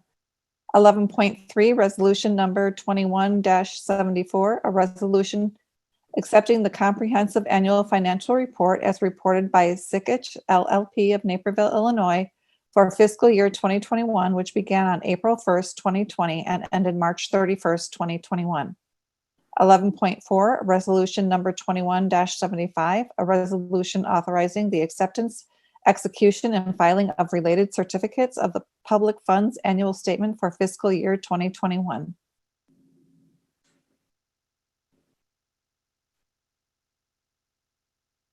Just waiting till it comes forward. Okay, 11.5, Conservation Foundation entering into a grant agreement with the Nature Conservancy to conduct community focus groups for diversity, equity, and inclusion. 11.6, resolution number 21-77, a resolution authorizing the submittal of a Department of Commerce and Economic Development grant for travel, tourism, and outdoor recreation under the Federal American Rescue Plan Act and an Illinois Department of Commerce and Economic Opportunity grant under the American Rescue Plan Act to support new and existing tourism for the Prairie Trail Restoration and Enhancement Project, and to temporarily suspend several Prairie Trail projects included in the fiscal 2022 budget and to reappropriate the suspended projects to the fiscal year 2023 budget. 11.7, resolution number 21-78, a resolution authorizing the execution of a triple net lease agreement between the McHenry County Conservation Foundation and the McHenry County Conservation District for the premises known as Camp Lakota Parcel. 11.8, resolution number 21-79, a resolution authorizing travel expenditures for landscape architect 2 Sarah Rummel to attend the American Society of Landscape Architects ASLA 2021 Conference on Landscape Architecture Design Shared Spaces as included with the fiscal year 2022 budget for a total cost not to exceed $2,638. Okay, thank you. It's been seconded by Bill. Then I'll call the roll. Trustee Campbell? Yes. Trustee Thomas? Yes. Hayden? Yes. Trustee Cook? Yes. Trustee Dom? Yes. Trustee Fritz? Yes. Trustee Honey? Yes, motion carries unanimously. Thank you, Linda. Sure, absolutely.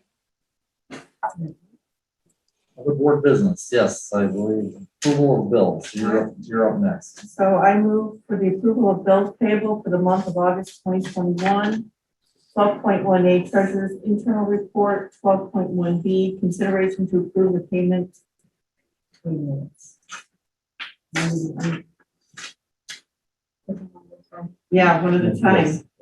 Yep. So that was approval of the Treasurer's Internal Audit. So I move for that. I think that one we don't have. That is that one we just when we pull up 3 or 4 bills. Correct. So we shared with you what we did last month. So you have all of those if those with your approval, and then select Pull 3 or new 4 ones. more. Yes. Does anybody pull any new ones? I did. Okay, good. So yes, I did not need to move on that. I'm sorry. I did. You're fine. That's where I should have gone back to the other thing. I did. I have you. It's a U.S. Public Safety Group for $752.57. U9020. Okay.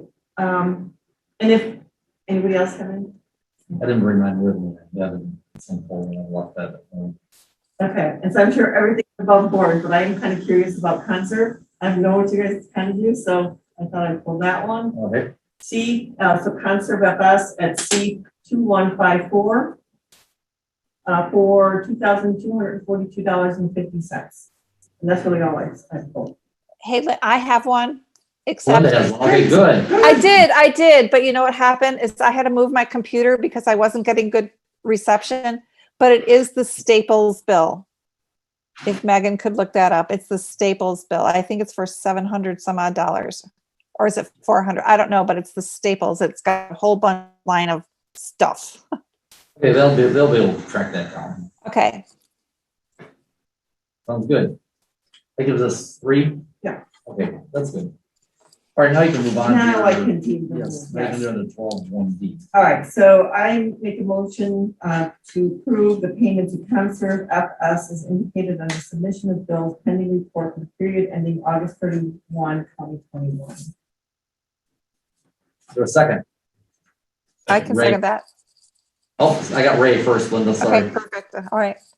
I have a motion made and seconded for paying the Conserve bill. Roll, please. Trustee Cook, Yes. trustee Dom, Yes. trustee Thomas, Yes.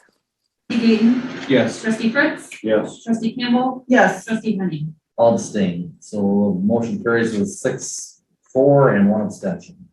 Okay, now we're on to 12.1C. So I make a motion to approve the payment of the balance of bills as indicated on the submission of bills pending report for the month ending August 31, 2021. Linda, would you like to second this one? Sure, yes. Okay, I'll take Linda. Okay. Okay, roll call, please. Trustee Fritz, Yes. trustee Cook, Yes. trustee Dom, Yes. trustee Thomas, Yes. Campbell, Yes. trustee Gayton, Yes. trustee Henning. Yes, motion carries unanimously. Okay. Thank you. I'll make the next motion. Good job. Okay, good. Yeah, I guess you are on that one. All right, go right ahead. So I move that we pass the 2021 property tax levy extension and truth and taxation ordinance number 21-1006. Consideration to pass ordinance number 21-1006, an ordinance establishing the levy and assessment of property taxes for the McHenry County Conservation District, McHenry County, Illinois, in the calendar year 2021 to be collected in the calendar year 2022. Do I have a second? Yes. A second from Chris. Okay, is there, are we getting any background at all on this, or we think we've been through enough of that? That is up to you. We've talked about this for quite some time during our financial planning. We went over it again, and just to verify where we were on this. I was happy when I looked at materials that were provided on page 137 of the 200 and some pages that were provided, that the PTEL levy increases by 1.95% over 20. Now, the total levy increases by 3.3% because we're obligated to take a more significant increase to cover our debt obligation. The levy increase to cover the debt obligation is approximately 5.5%. But when you combine the property levy for the debt obligation increase with the levy for the operational increase, our total levy will go up by 3.3%. So I want to thank the staff for listening to us as we discuss this and lowering the operational levy increase. Because I think a 3.3 overall increase is significant, and I think we're being fair both to the district and the taxpayers. We have to meet our financial obligations on the bonds, and we have to provide inflationary consideration. So, anyone else have anything to say? Okay, then I'll call the roll. Yes. Trustee Campbell, Yes. trustee Cook, yes. trustee Fritz, Yes. trustee Gayton, Yes. trustee Thomas, Yes. Yes. Motion carries unanimously.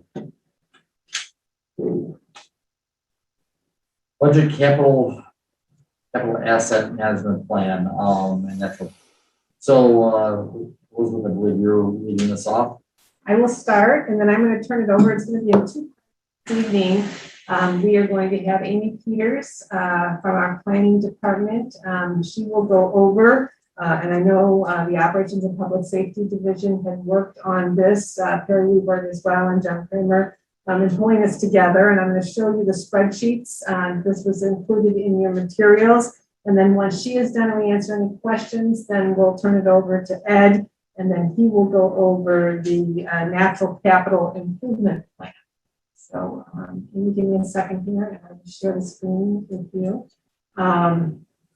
A lot of this that you're going to see, what we're planning for in general, just to give you a highlight, is that we approved on the consent agenda, and we talked about it during our planning session, of the opportunity of seeking a tourism grant for up to $7 million, which is a multi-year part of the American Recovery Plan. So in the camp that you're going to see, we're going to show you what would occur with the projects should we not be getting that, okay, as a baseline. And then the question that'll be in front of the board and what we're proposing in the summary was that we go ahead and include the year one in the budget for fiscal year 2023. And because we will not know if we're going to receive that up until it could be as early as March of 2023, which will be after when our budget is approved, or it could happen throughout the year as we go into that. So that is one approach that we'll recommend. We would find out in March of 2022, is that right? March of 2022 is where we are assuming, but it could come later. But we're anticipating that it will probably be communicated before we get into election season, is my guess, is my notification. So let's see, let me pull up the one here. Make sure I got the right one. And as soon as I pull it up here. Okay. I'm ready. It's buffering here, so.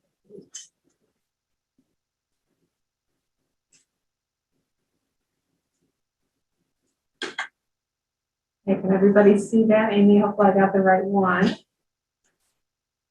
It looks like it.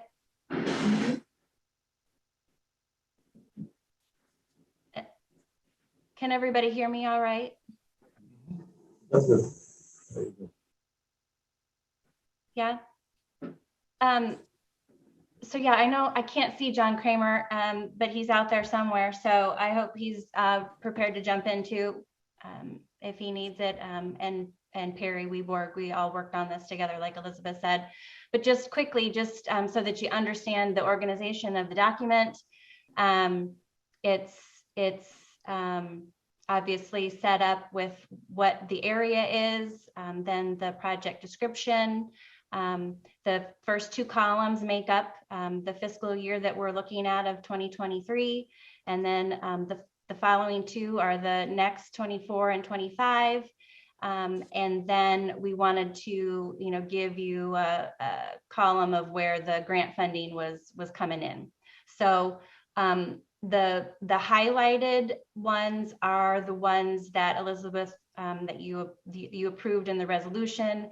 Those are those projects with the Prairie Trail that are this year, and we're just going to defer them, suspend them, and have them be construction projects in the spring.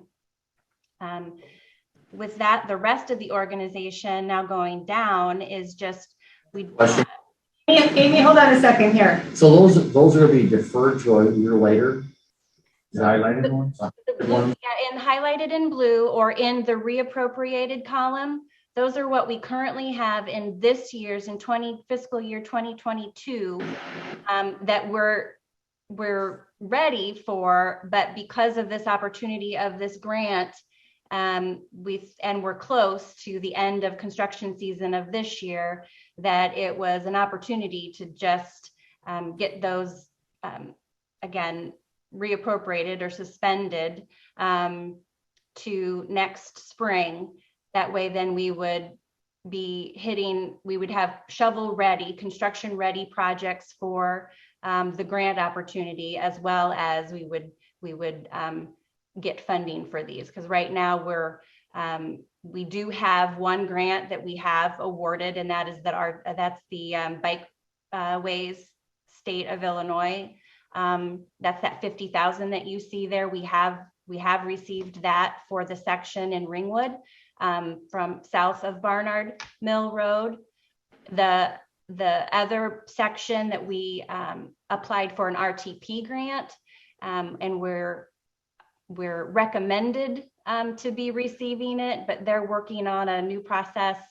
And again, it involves several different parties, state and federal. So we're still waiting on actually receiving and approving, an agreement for that 200,000. But that was the section of the Prairie Trail in McHenry area, 120 to McCollum Lake Road. So. Are the building structure demolition, the football building and everything, is that part of this Prairie Trail then also, or I see that's highlighted also? Well, so that's highlighted only because it's money that we have in this fiscal year, and we're asking to reappropriate it. We're obviously needing it for next year, but no, that is not right. Just the highlight. The highlight is only for reappropriations, not that it's part of the same Prairie Trail project. Okay, I didn't see how that would be, but I saw it with everything else. I just want to know. So there's a lot of information on this page. So the only other organization, John, right, and everyone else, is to look down. I've categorized. So there's a regional trail projects. So that's 1 through 7. Right.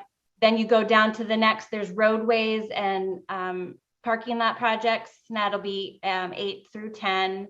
Then you have your building structure demolition, that's your 11 through 14, and then your building structure improvement projects. And I think that's 15. I can't see the end, but I think it's to 19. Yeah, I understand how you're doing it also. Right. So I guess I'm not quite sure how you would like for me to go through this necessarily, but the additional, we'll go back up to Prairie Trail, and the additional projects that we've listed there. So 5, 6, and 7, those are just the next sections of the Prairie Trail system that need immediate attention. They are, again, these are all still repair and replacements that the district is focused on. So this is asphalt that is old, 20 plus years old, that just has never had maintenance, has never had an overlay. We are, one of them is a bridge that we need repair on. Again, it's the concrete abutment. So again, very typical type of infrastructure repair and replacement that is just on our list, on our maintenance list. The number 6 is the section of the Prairie Trail that is through Stearns Woods. And if anybody knows that specific area, it goes through a nature preserve, and it needs attention not only from a surface standpoint but from an accessibility standpoint. There are some grades that we wouldn't do today that we would like to be able to take a look at and see if there's any kind of adjustment or landings, any kind of design element that we can help make that safer. And so that one specifically is, we're proposing just in 2023 to do the engineering for it, because again, it'll take some time. And then that's where you see that's a multi-year project. And then the 2024 would be when we would propose to construct.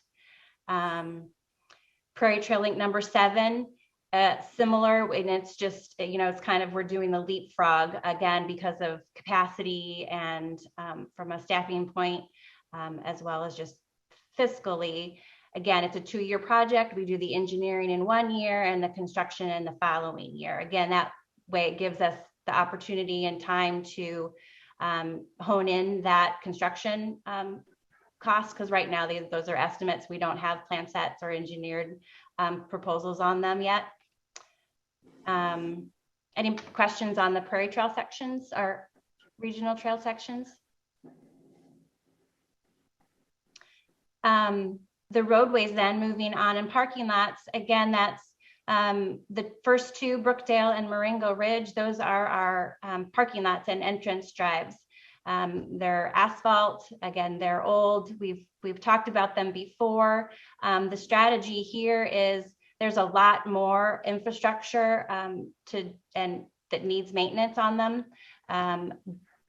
but we are deferring that, and what we have in front of you is just selective cutout and replacement, just to help get us by for the next few years, knowing that doing that potentially will have more cost down the road, but for right now we just don't have the large dollars to take care of that. So very selective. Where are the larger cracks? Where is it failing? We can go in there and take care of that. The Glacial Park number 10, again, that's a LEED certified building and site. And so as you all know, that is not asphalt. It's a unit pavers that are permeable. And so it's very critical that the cracks in the pavers stay free of weeds, and that the joint aggregate that's in between them is clear so that the water filtrates through them, and that is then the whole system that's around there. It's a huge parking lot. Everybody knows that. Again, we've selectively gone in. There's some areas that are heavily under the trees, or they're again just 10 years plus old. So we want to again selectively go in there, clean them out. Some of them have sunk. Again, it's just same kind of maintenance, just on a different type of material from a parking lot and roadway system. Any questions on those? The building structures and demolitions projects, these aren't new to you, or at least I hope not. They're, again, with capacity of staff, we can't do them all in 1 year. So this shows them. We'll finish up Glacial Park. We're still on schedule to go out for bid for that this October yet. So we're hopeful, but again, then you hit winter and again, some of it just can't happen. So then we have the Hollows, the Peachin would be the next the following year. And then Glacial Park and Rush Creek. The Glacial Park are the front buildings, the Climax barn, and then Ogurek. We figured we could do those. They're fairly small. We got a head start on the Ogurek this year from a plan set standpoint. So that's how we've scheduled out the demolition, unless something else comes on board, and then we might have to reassess. But for next year, we'll finish up. We'll get started this year on the football building and the intern house and the field station, and then we can start plan set on the Peachin, but we wouldn't be expending any dollars, so not till the next year.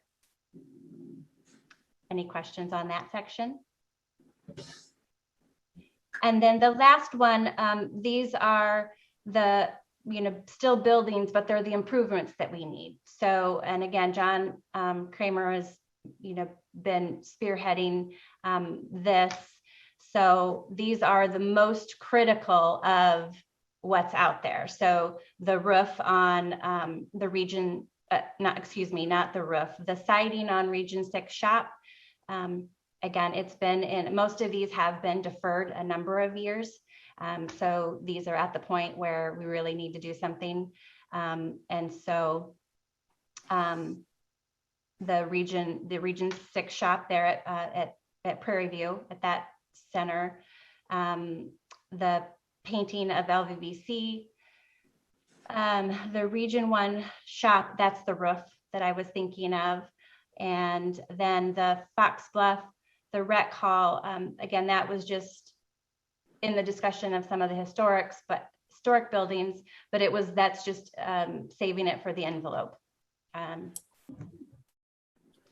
going to jump in real quick. You'll notice that we pushed all of those building items out a year, so they won't be impacting the budget in this next fiscal year.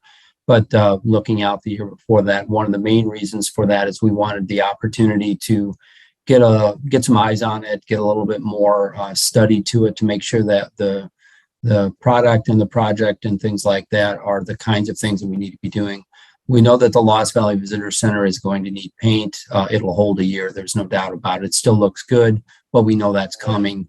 And then Region 1 shop roof that we have listed there. Region 1 shop needs some other things that need attention. So we're taking a look at a little more comprehensively at that. So that's why we pushed all of those out for a year, to give us the opportunity with hopefully additional staff resources to look at it and figure out what is the best approach on all of those items.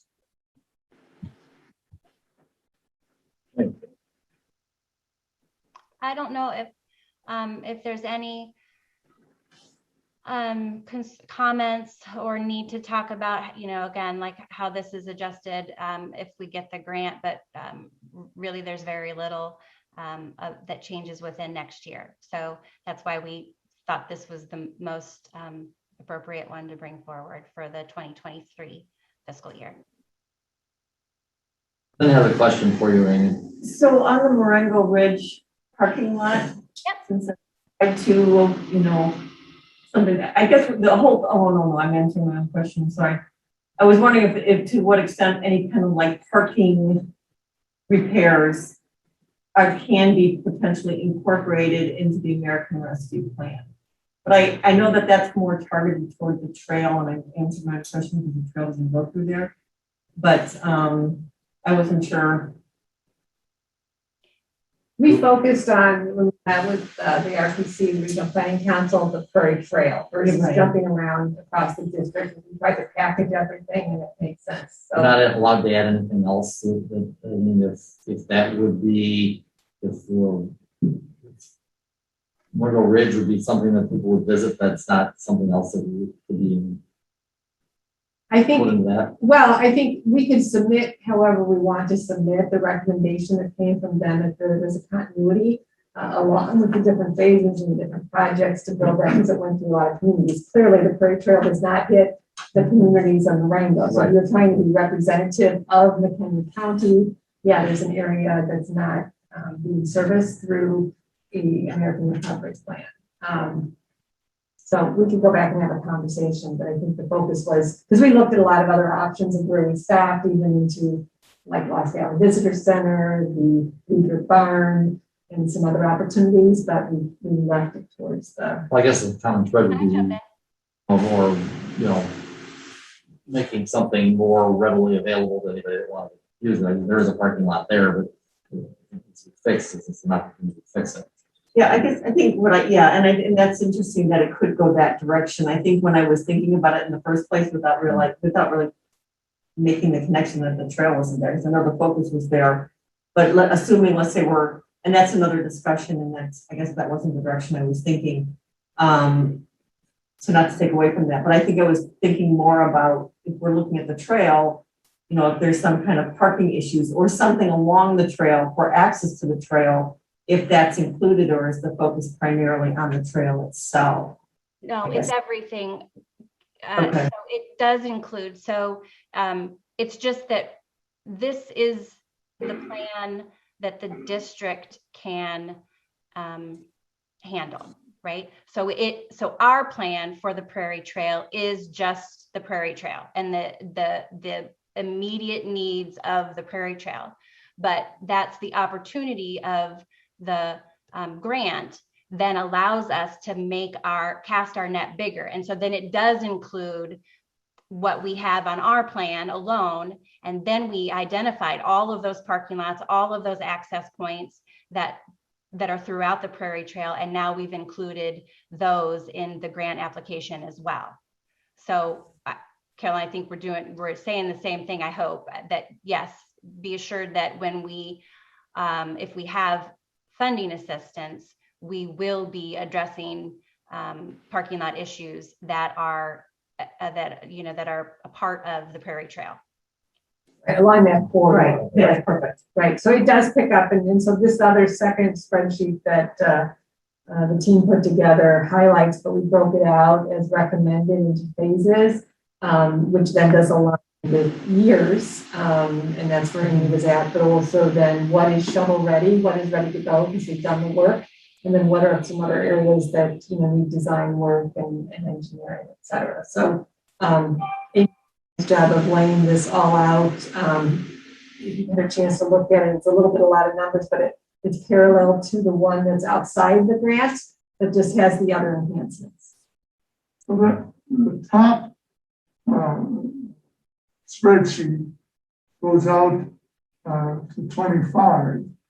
And then the second spreadsheet, the one that relates to the assumption that we're going to get the grant, goes out to 26. Okay.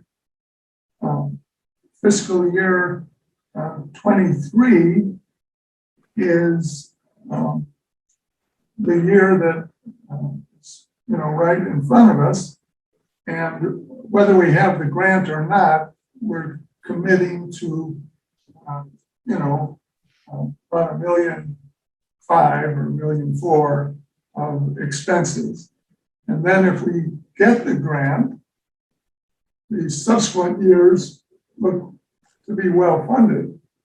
But if we don't get the grant, we may have to revisit the question of what we can afford in 24, 25, and 26. Okay. Excellent. Yeah. So that whatever we vote on tonight, it is the further out you go, the more speculative or contingent it is. But we are planning to do the majority of the fiscal year 23 work with funds that don't necessarily come from the grant.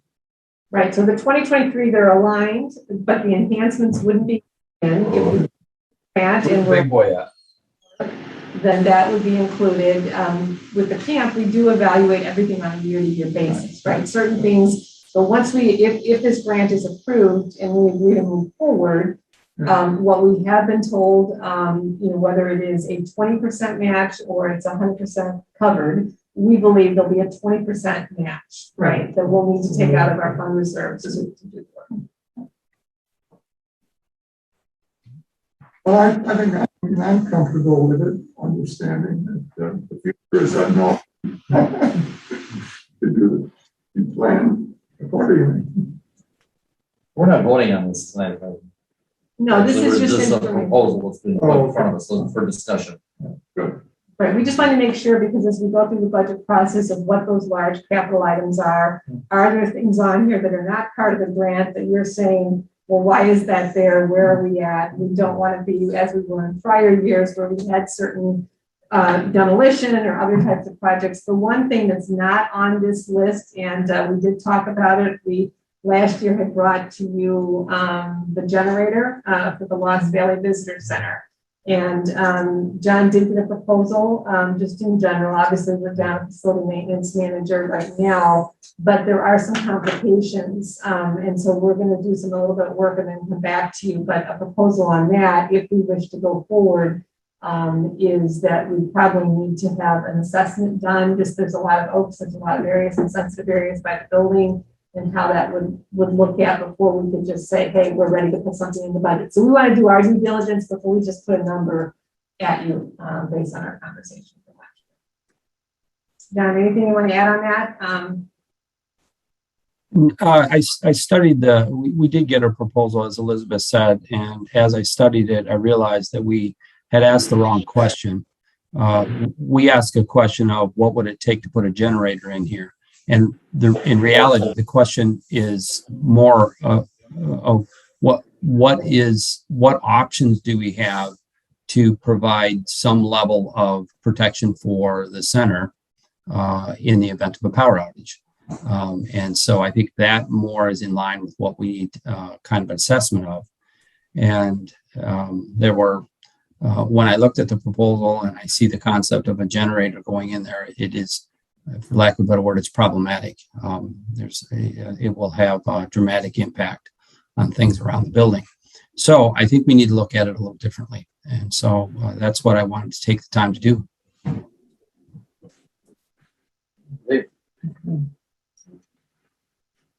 Anything else on this part of the agenda? So that's from operations and public safety. Let me pull up and we'll get you the item from land preservation and natural resources.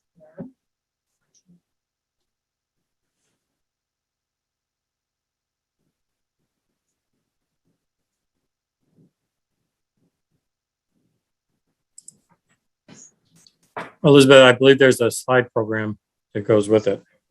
Yeah, go ahead. I'm looking for that. Go ahead and start, and I'll bring it up just as soon as. Okay. I guess I'll just preface my comments by saying really up until about 2020, Natural Resources had managed to fund the projects we were involved in, either through operational funding or grants for mitigations. It was really beginning in 2020 that 2019, 2020, that we started to look at the need to view the district's land resources as capital investment and to perhaps be able to fund some things out of reserves that up until this time we have been able to fund other ways. So what I'm going to present to you tonight is very brief definition of what natural capital is, what we use it for, what we would use those funds for, and then the projects that we have lined up for this upcoming fiscal year.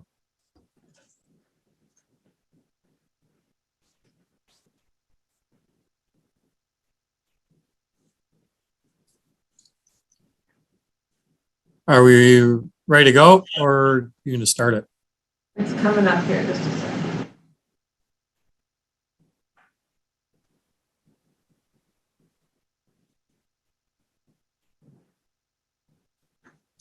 We're good to go. Okay. We do have a natural capital. Are we going there? Everybody can hear? Yes, you're good. Okay. We do have a natural capital improvement plan that typically stretches over 5 years, and we just, as planning does, we update it each year. I'm not going to present that whole thing tonight. You typically get the whole package, which is about a 40 or 50 page report sometime after the first of the year. But I did want to, you can go to the next one, Elizabeth. I did want to talk a little bit about natural capital and how we define it.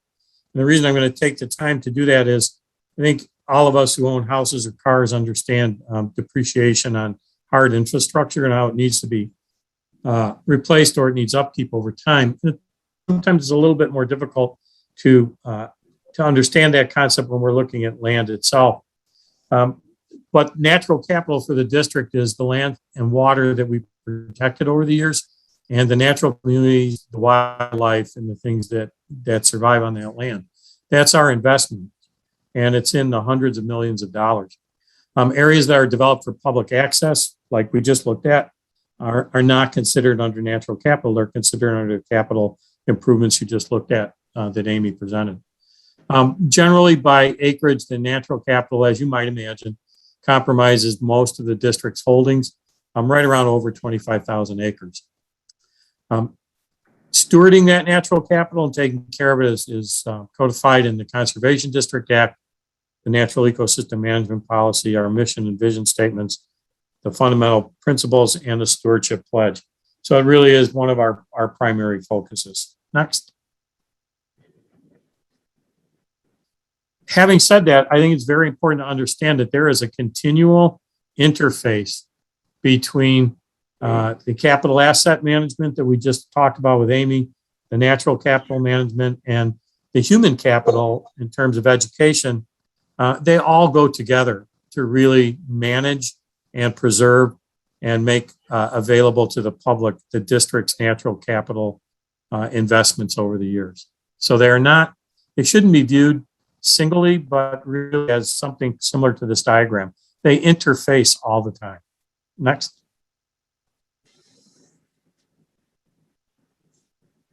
So the major components of those natural capital holdings, when you break them down, are high quality natural communities, the A and B communities that still exist, the endangered and threatened species sites, the areas we currently have under management and restoration, our farm program areas, wetland mitigation areas, and habitat opportunity areas, which are the areas we have not yet been able to engage in large scale ecological restoration or management areas. That is approximately a fifth of the district's holding when we look at those habitat opportunity areas. Next. So when you break down natural capital investment and management costs, they really fall into two broad categories. One are initial costs and one are ongoing costs. So just as it costs money to put a bridge in for the first time, and then it costs money to upgrade it, maintain it, or replace it, you can use a similar type of approach with natural capital. So the first initial cost is what does it cost the district to preserve a piece of land? And those are usually the cost involved in direct land protection. Once that cost is complete, it's done, it's over. We are not going to pay it again. Initial land restoration costs, where we really have to work on large scale damage to that land that has occurred from various uses over the years. This is where a lot of initial costs come in. It's where our big ticket items are. It could be brush removal, repairing the hydrology, seeding costs. This is where the first flush of large cash investments comes on a protected piece of land that we're moving into ecological management. Once that's accomplished, the ongoing land management costs are much less. They're significant, but they're not nearly as significant as those initial costs. But the important thing to understand is they continue to be required as time goes on. As the areas gain health and that natural community restoration or the management that's been done on it takes hold, the ongoing costs are reduced each year. Next.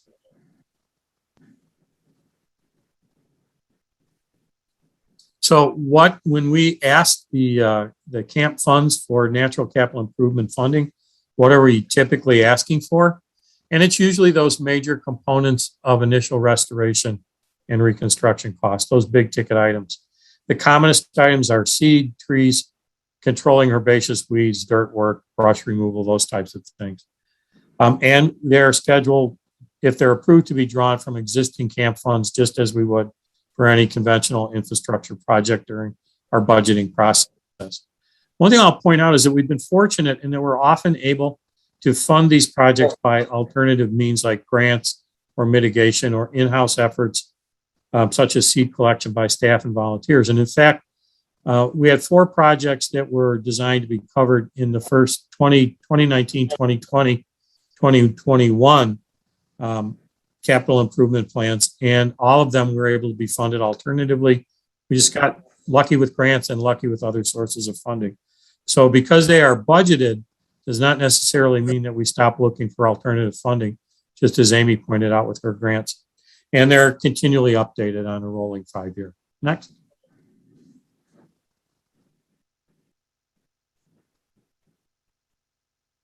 So we have 3 that we have online for this upcoming fiscal year. One is a conversion of a 21-acre crop field at Glacial Park, which is really one of the last crop fields at that site. It's surrounded by 2 areas that have been restored by large grants, the $5 million 206 grant and a fairly large $400,000 mitigation project a number of years ago. The field, it really has erosion issues. It has water issues coming from off-site, and this will complete that section of the park.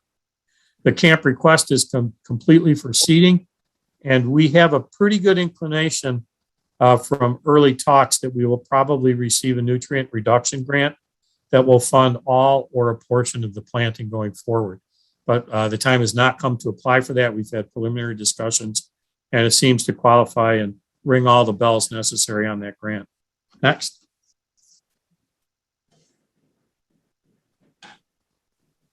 We've seen this one before, at least in larger discussions over the past couple of months. This would be continuing to retire land at Coon Creek that we are responsible for doing so under the grants that were awarded by IDNR years ago. It is a fairly small request from the camp funding, and we feel we may be able to reduce this by some creative restructuring and operational budgets and also in-house seed collection, but it needs to be budgeted for anyway. Now, whether this one happens or not will depend a great deal on the feedback we get from DNR on the plan that we've submitted to them. So we'll see how that goes. But we're in the process now. We're bringing it forward because it would happen in the next fiscal year. Is this 20 acres that's already been pulled out of farming and it's just sitting there and needs to have some work done on it, or is it still being farmed? This right now is currently being farmed, but the lease is up this year. So it's in renegotiation. And it really adds on to the worst areas in Coon Creek that we retired in 2020. It's inundated periodically by bad floods. And I know we pulled some off of a lease a year or two ago because it was continually flooding, and I didn't know if this was that or just nearby. John, it adjoins it. So it's more of the same, basically. Okay. And then the last and final one. This is a very isolated field at Marengo Ridge. In fact, it only has one access to it. We've had issues in the past trying to rent it, and really the only renter is the adjoining farm, which actually sold it to us. So we are asking for funds to restore it to grass cover. We would put it into the Joint Grassland Venture Program and continue to hay lease it and reforest it over time in increments each year, as we do with other sections of Marengo Ridge. And many of those are coming to their final year this year and next, where we will have completed the reforestation. So those are the 3 projects in line for the upcoming year. I'm not presenting other ones because, it's fluid. We have new sources of grants and other funding opportunities that come up all the time. So it's really better to take them on a year-by-year basis and be available for that given year. Answer questions.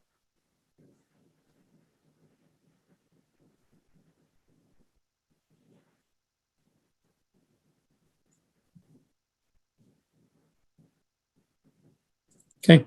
I guess the one final thing I would add is when you see us take these fields out of production, these are typically under this natural capital improvement plan, which runs through 25.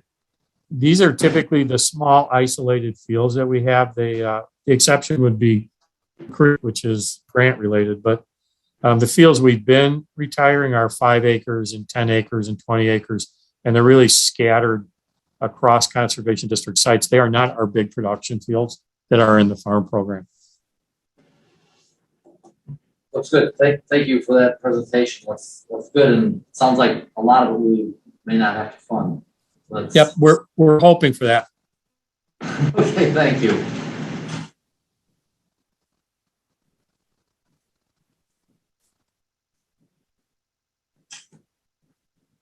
Is that everything? That is all for the capital asset management and natural capital. So we'll go ahead and proceed as we build out the budget.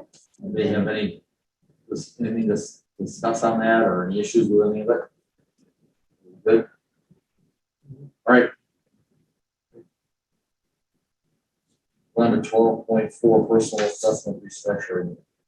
Okay, I'm going to highlight this, and then we have two divisions that are currently without staff. Well, we have some more divisions without staff, but these positions we have not moved forward with. We wanted to, as we've done in the past, and have shared with you, we use the opportunity to take a look at how things are being performed, what's necessary, what can be adjusted, and so we have done that. I'm going to break it down into two areas. We are ready this evening to move forward with our Division of Marketing and Education.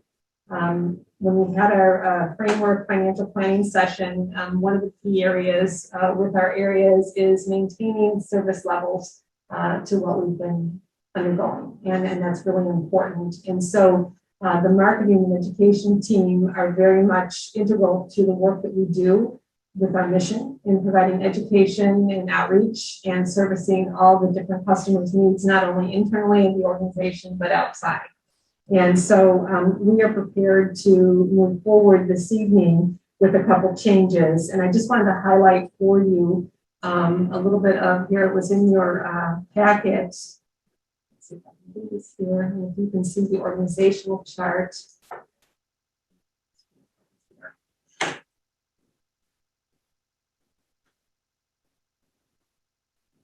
Everybody see that?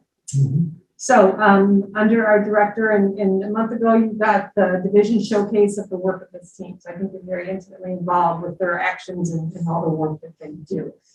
We currently have two positions that are vacant, one within the marketing department and the other within the education team. What we're proposing this evening is we make some adjustments into the titles of positions. And that would be what was our program assistants, and we classifying the education coordinators to where we classify as an education coordinator 1 and then an education coordinator 2. And what that does in the reorg is it leaves everybody at their same classification, but their reporting structure would go to the manager of the education services department, which is Becky Lambert. And so what that does is it also allows, as we look at the positions, and HR Manager Hyder did look at that at the request of our marketing and education team, that those positions would be exempt from overtime and the duties that they have. So that way they can continue to perform. They do some autonomous work and leading programs. And so that would be one of the reasons for that change. In regards to the vacant position that was the outreach coordinator position that became vacant earlier this summer, back in June, we are proposing a title change, still classified the same as a community education coordinator. I think that defines better of the work that they would be doing, a lot of outreach and strategy and building partnerships. And programs and activities that the coordinators are not able to get to. And so this position is really key as we talk about building sponsorships and doing collaboration. This is a position that's very much needed to support that.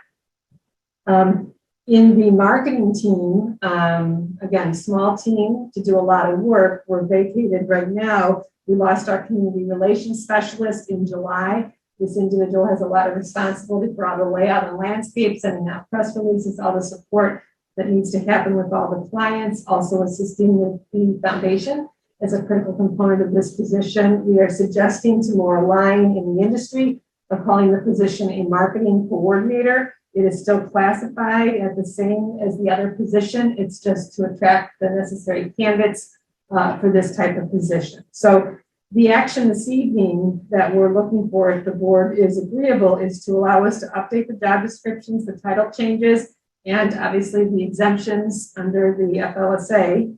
And that would be the action in front of you. So that would be the first part. And then with that, if there was any discussion, then I, as the management of the team, they are budgeted for already within this year's budget.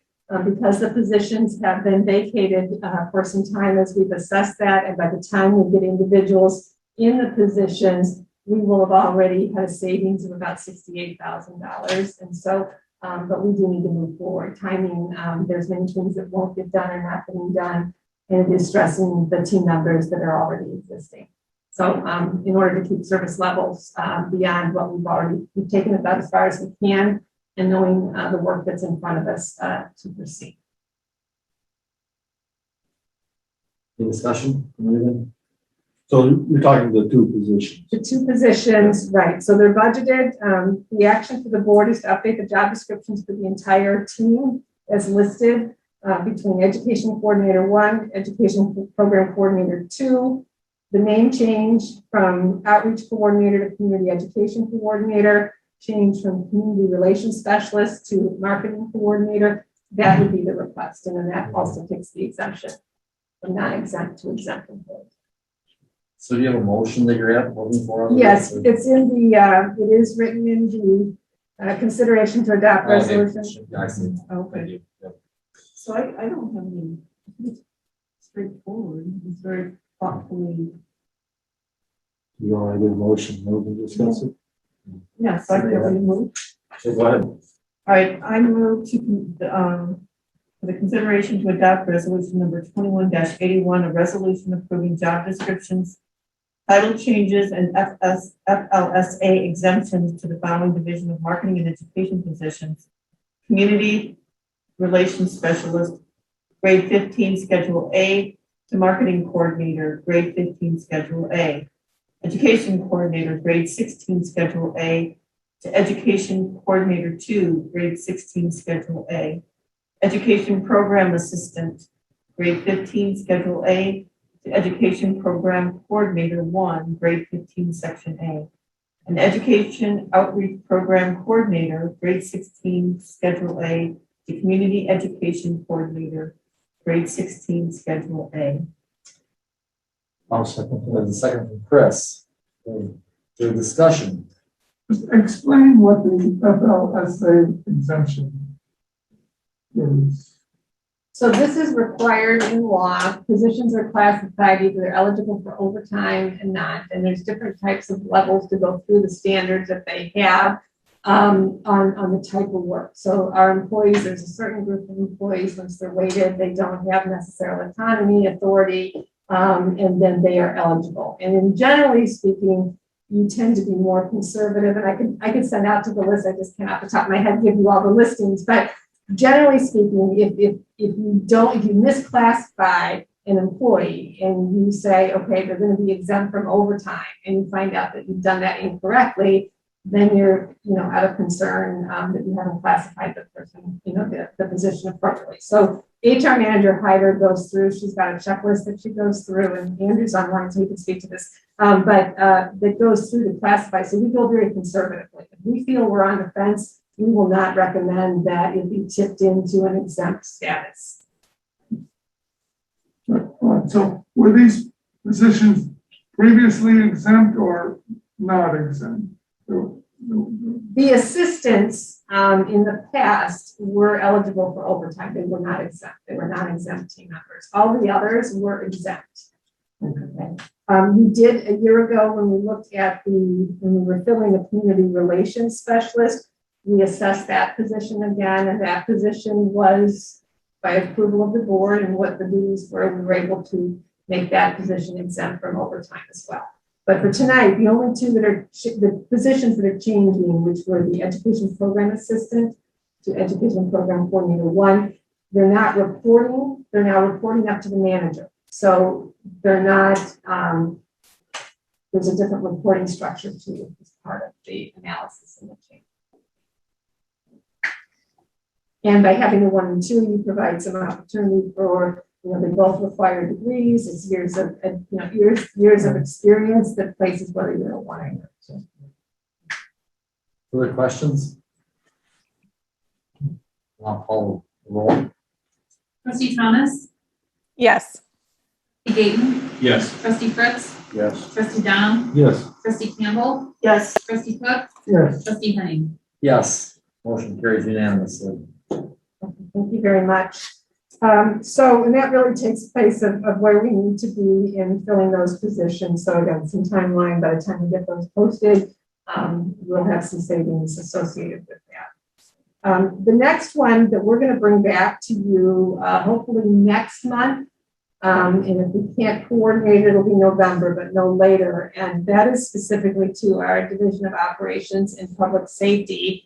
We've been looking, our facility maintenance manager position is no longer, that person that was in that position is no longer with us. It hasn't been functioning basically as we would ideally like it to be. We've been looking at an individual, they probably do exist, but someone that's got administrative skills, planning skills, as well as understanding the fields of the trade. And so trying to find this super person, probably can be done, but we've struggled with that. So John and the team with planning and Sites and Fleet with Perry and Amy have worked together, and we will bring back to you a proposal. What we're looking at doing is not replacing the manager's position in general, looking at moving some of the responsibilities under where we've got really strong competencies to which would fall under our planning department,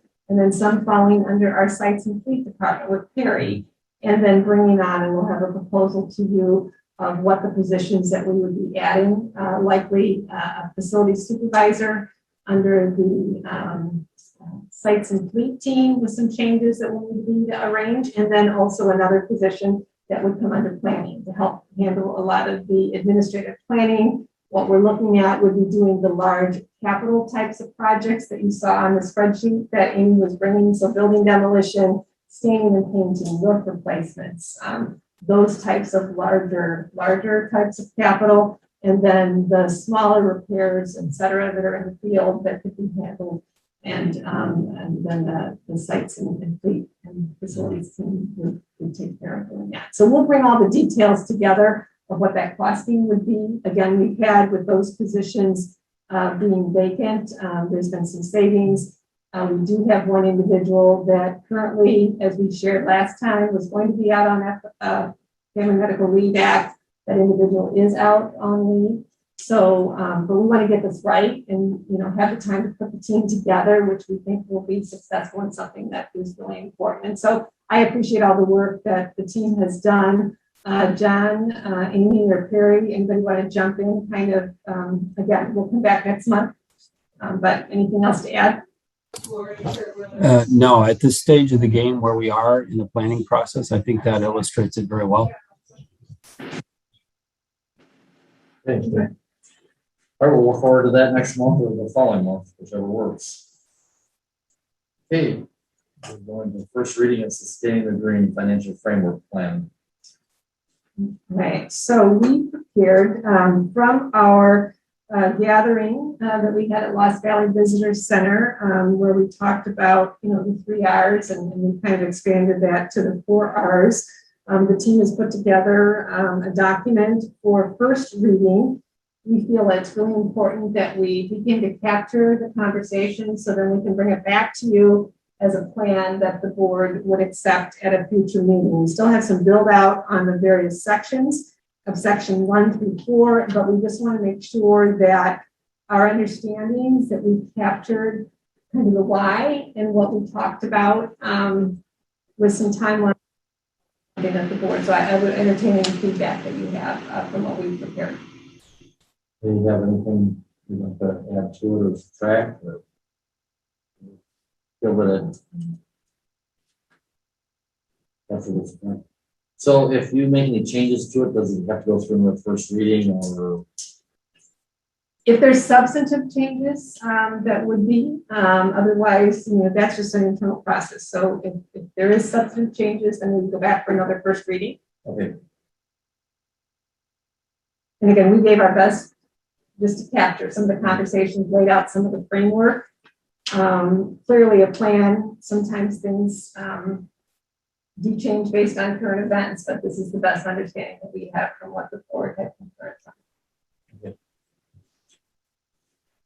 So I suppose it's like laying the foundation for what we're trying to do in 2, 3, 4, 5 years, so that if we're not on the same page about where we want to go, then, you know, I guess this is identifying what we've agreed to and sure. and making sure we're heading in the right direction and future boards understand. Because we can't be swinging every year going, I mean, we need to have, in order to make it to that where we're trying to go, we need to, as we build new trustees coming in, staff members, we all need to be, you know, going in the same direction. Okay. All right, they'll move us on to the MOU with the foundation. At the time when we put this agenda together, it hadn't been totally reviewed by council, and so I didn't have Elizabeth put it in with the consent agenda because we didn't know if it would be ready or not. But my understanding is it has been reviewed and everything has been okay. So unless somebody has an objection, I would like a motion for this. That's the MOU. So moved. I think does he have to read that? Okay, you want to read that? I think so. Consideration to adopt, so I move to consider to adopt the resolution number 21-80, resolution approving the memorandum of understanding between the County Conservation Foundation and the County Conservation District. Pat, were you seconding that? I have a second from Pat. Any discussion? Seeing none, call the roll. Trustee Gayton, Yes. trustee Fritz, Yes. trustee Campbell, Yes. trustee Cook, Yes. trustee Thomas, Yes. Yes. trustee Henning. Yes, motion carried unanimously. Okay, brings us to executive director's report. Wonderful, thank you. And then the foundation, their attorney has not reviewed it yet, but from what you had tonight, they'll go over and have their attorney review it. And if there are any changes that are contrary, that will come back again, but I think we'll cover it. Okay, just as an update for everyone, again, a lot of activities. Thank you for your time being out. There's a lot of upcoming events. Not only do we have the outdoor beer trail that's coming up, we've got a lot of. That's sold out. It is sold out. It's sold out very early on, and I believe with Wendy's on the numbers that we're holding. Were you going to open it up, or are we leaving numbers where we're closed? And Becky. We're leaving numbers where they are right now. Okay. And there's about 200 people on the waiting list. Wow. How many? There's a lot of festivals, Oktoberfest going on, so we're having a little bit more difficulty hosting this in September. Typically it's in August because they've committed to other events. So we're not going to open it up to make sure that we still present a quality event. What's the number you're holding it at? Is it 700? 700? Yeah. 700, and could have got another 200. Wow. Yeah. But That's good access to vendors and that sort of thing to support that many people, right? Right, sure. Yeah. So it's interesting. Right. The lines would just be too long. Yeah. You'd lose quality. Yeah. And we had last year, because of COVID, we did not do the event, and so we're bringing it back. It's at a different time, but obviously there's support, and we want to have a good experience, and that will help the listeners to go forward. I missed out. It's always room for trustees. Seriously. You need to come and do an inspection, see how the event. Yeah. Right, okay. What was the date on that again? 25th. That is. That is the 25th. It is Public Lands Day on the 25th. Well, as long as the beer drinkers have their day, maybe we should look into doing something about wine. Oh, okay. Regional wine, whatever, tasting or something. You might be able to develop something along the same line. And another 700 people that enjoy the outdoors. Well, I'm sure our education and marketing team, they'll be receptive to. Is there a lot of cleanup after this, or is the site stay pretty good? And Well, it takes staff to go in there, but everybody's pretty good. They've got their vessel that they come in, right? If you've been there, and all the product is brought in, and then the vendors leave, and then the product that's not. I don't know how you guys are doing it this year. As far as a little bit different, we are doing it ourselves. We're not using a producer. Where we started the event, we were actually having additional costs to bring someone to connect, but our staff has made connections locally with breweries and. Maybe we can come and clean up that later. So we got that. Then there's a lot of, in the October events, as we talked about, a lot of tree planting events working with the foundation and other partners, as well as the Friends of Habitat. So there's a lot of things that will be going up and coming. So if you haven't had a chance to get out during the fall colors and you want to give a helping hand, we could definitely use your assistance. I did send some things out. It's that time of year where there are events and a lot of our partners where they're doing celebration types of programs and events. So the Illinois Environmental Council, they have an event, and Dr. Cindy Sprickwood will be receiving a leadership award for her efforts.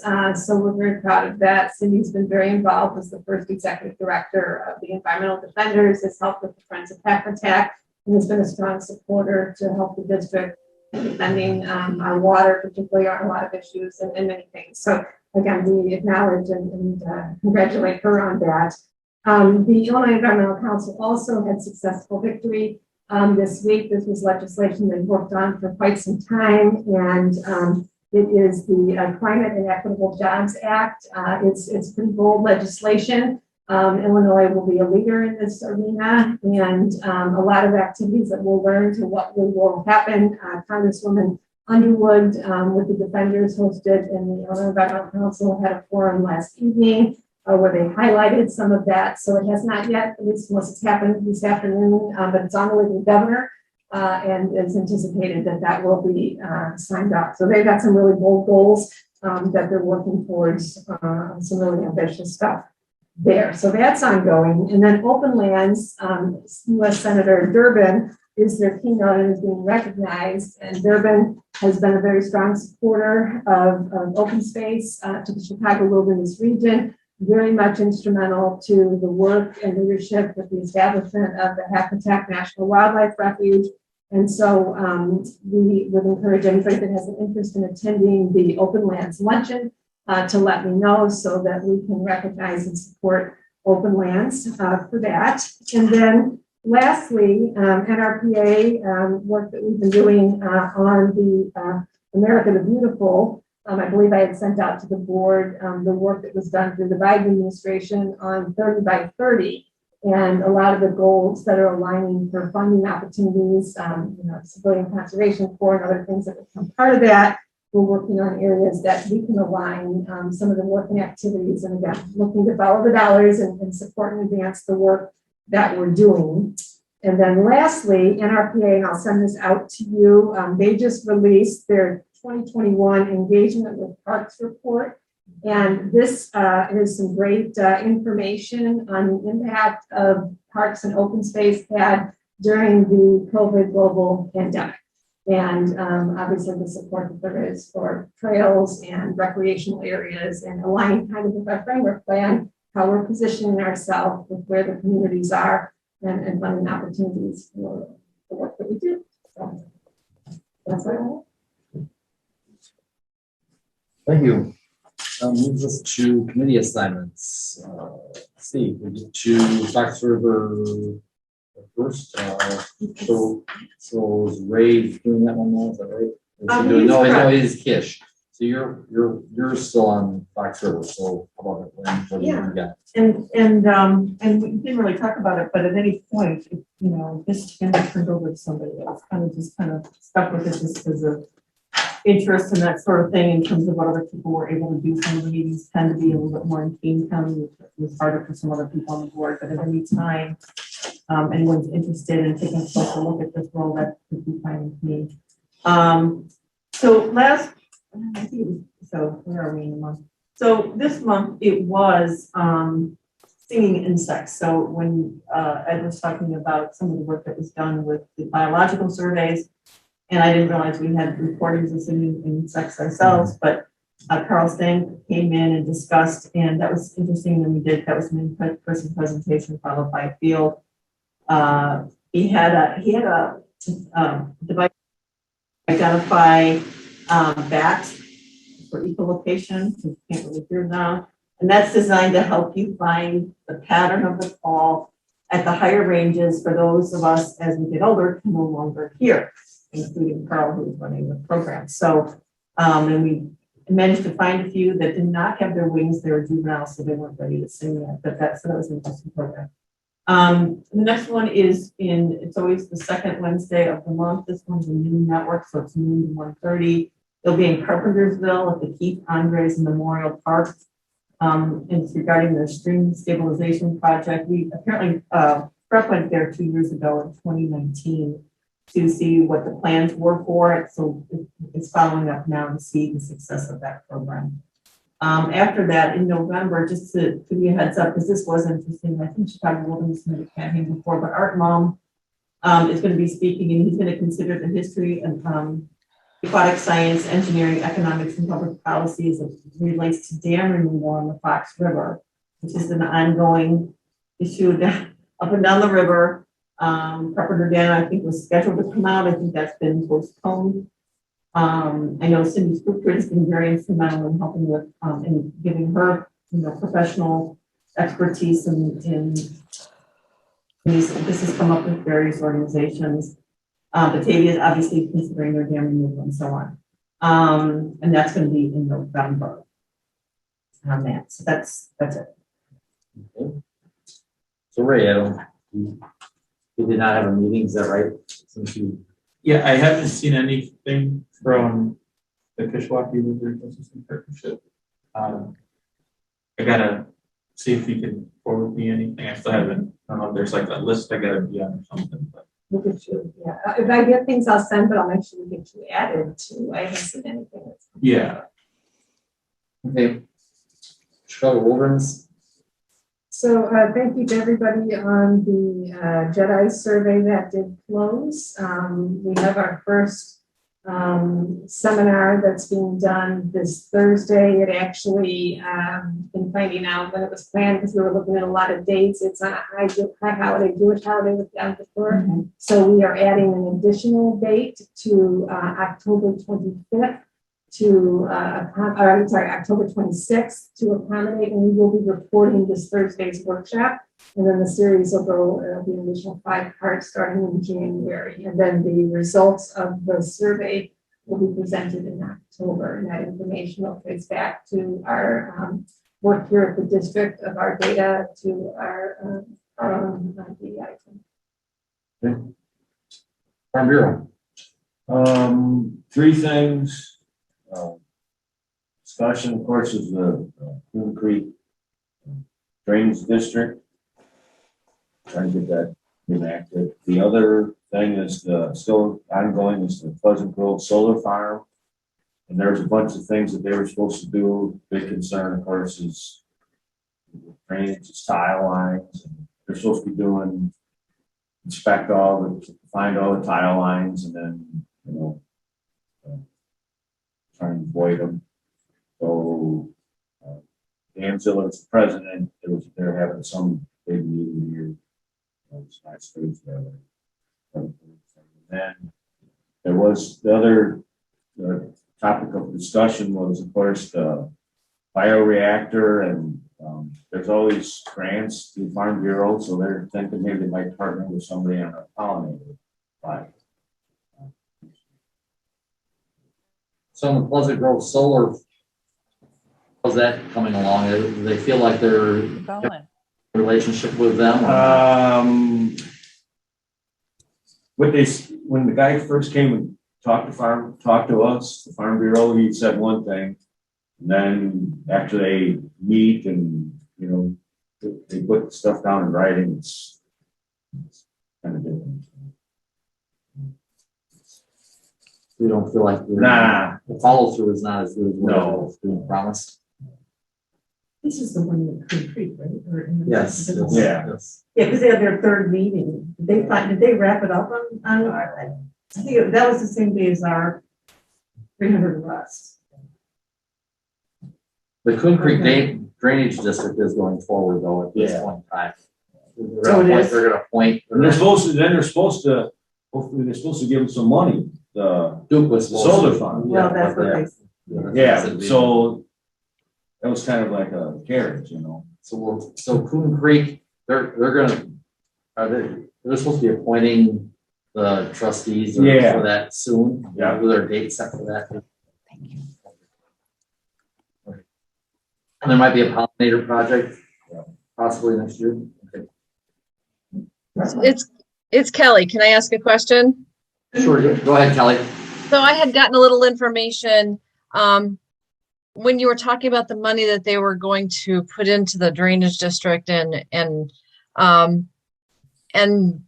not doing some of the things they said. Were you speaking about not putting in the brush or the I guess it'd be the landscaping that they were originally saying they were, because what I heard was they didn't want to do that because it's expensive.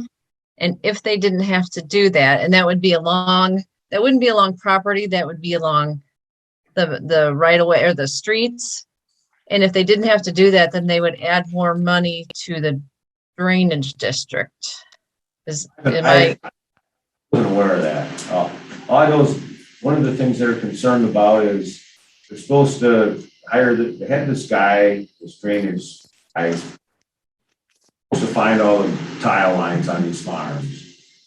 Well, that's kind of hard to do. And they run a lot of stuff underground, cable, you know, to all these arrays, I guess what you call them. And it's, well, you got to take a picture before and after, then we're going to fix it. After the fact. And there's a lot of tile lines that go from down the line that the solar farm isn't, you know, going to build on.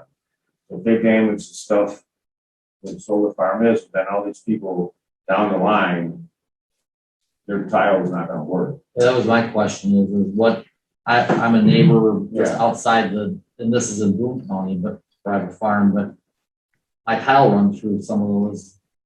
If they damage those tile, and once those solar panels are up, how are they going to get in there and fix it if they oh yeah, that's, you know, it's in the middle of 30 acres of solar panels, how are they going back out there to fix it? And if my 200 acres of corn is getting flooded out because of it, how's it getting taken care of? So I don't think the first meeting they had, I don't know for sure. So we can go back. They're supposed to be recording those meetings. So last Thursday should have been more. Thank you though. Yeah, Kelly, did that get to where you wanted to go with that? Because what I was going to say was, in that second meeting, you can find the recording, and I forget his name, but he was the tile guy, but I know Dan knows him. And he talked about how he literally lays out how they go in every few feet, they drive a thing in, they find it, they lay all that out, and they identify it. And then they lay down and then they decide where they're going to put the solar panels. And if it's on top of one of those, then they divert the tile.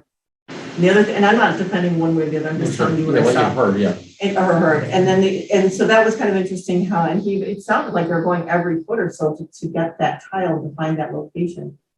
But then if a pile that goes in there, they would divert the thing. They have these. The mechanisms on the side. I'm just stay with me. Stay with me. So on the side of the field, they have something where you can lift it up and see if the water is flowing, so that if it's coming onto your property, you can make sure that the water is flowing properly or whatever. But then the way he identified it was, because I think that came up quite a few people in the room, was your concern was if you fix the tile and it runs better, flows better, then it's going to all come onto mine. And he was saying that there's something about the soil structure that allows, if you actually fix the tile, it opens up the pores. I was more concerned if mine is upstream, so if they wreck it there, mine will have nowhere to go. And then it'll back out, then it'll stop. Yeah. That's my concern is that if the solar farm is downstream or down the tile line and they wreck that tile line, now my water cannot leave my farm. They're pretty careful of that. My past experience, I have a solar farm, 27 acre one, and they're pretty particular. I've had subdivisions go in next to me around farms I've run. Some of them have been very good and some of them not been very good. And You so, probably get that with any. right. And so my concern is who's overseeing this, and if it's a problem a year later, 2 years later, how's it rectified and who do I go to who's overseeing this to make sure that it's, once it's in, if there's not something correct in it, how do I get it corrected, or am I just stuck with it forever and ever? I don't know. So I guess I was talking about a different topic, but I know Trustee Fritz was talking about how they weren't doing what they said they were going to do. And I thought that might have been part of the problem too. So to clarify, Trustee Fritz, do you think they're not going to be searching for the tile? Did I hear that right? I'm just telling you what I heard that night. And okay. At the Farm Bureau. Yeah, right. I wasn't Okay. at, at the meetings that they had. But they were just concerned that in the language in there that, they can move the thing a foot or up or down a foot, the tile line or something. And so Ziller, which he's over in that area, I guess he's At least for the east. but so he's just looking out for that. Well, I think always the concern of any of this is the oversight of it is they can promise you anything, they don't follow through, and now all of a sudden the thing is built. If it isn't built correctly or they didn't do everything they were going to do, I mean, Isn't that the job of the drainage district though, to protect that? well, I don't know whose job it is. That's where those kind of things fall apart is who's going to oversee this. I experience it. Yeah, but the drainage district isn't even really operating right now Yet. yet. If they start building before the drainage district really gets its act together, then who knows what will happen. Well, when I was at the second one, I got a packet that was the probably the slideshow. I think Megan made a copy for Ed, so I can bring it back in and have a copy made. You guys would probably understand the section on the drainage tile and better than I would, but that was part of what that presentation was about. Well, I guess my point to Kelly would be is this goes through the county and whatever their oversight is I'd encourage the county board to continue to ask questions as to what the oversight is of the whole thing. And I was just going to say that too. I'm not in these meetings, but it would be nice if they would put some clause in there that, if so-and-so isn't done, then these are the repercussions. Sometimes these organizations or these companies think it's easier to ask for forgiveness later than it is to actually do things in front. Yeah. I also have a question for Trustee Fritz on a different subject too, at the Farm Bureau. So I had talked to Tom Volkers a couple of years ago about the living snow fences. Just wondering how that's going this year, getting the farmers to sign on with that. And do you think we'll have any more of those this year than we have in the past? I don't know. Of course, now the commodity prices are higher, so now they're wanting, what they were going to offer wheat, corn, and beans. Now that's different because they first talked about it, corn was like $2.50 to $3. Beans $7, but now it's 12, 5. They're coming down though. Yeah, I know. So I think that's kind of I think there's interest, Kelly, in it, but just the financial part of it's got to work out. I still say the issue for me would be I want to be done with my combine. I don't want to go back out in the spring and clean that all up. That's more a concern to me than it is the actual payment is that, boy, now I've got a strip of corn someplace, and if it's right near my shop, maybe not so bad, but John, it's called doing the right thing. That's a different subject. I didn't mean to cause a fight here.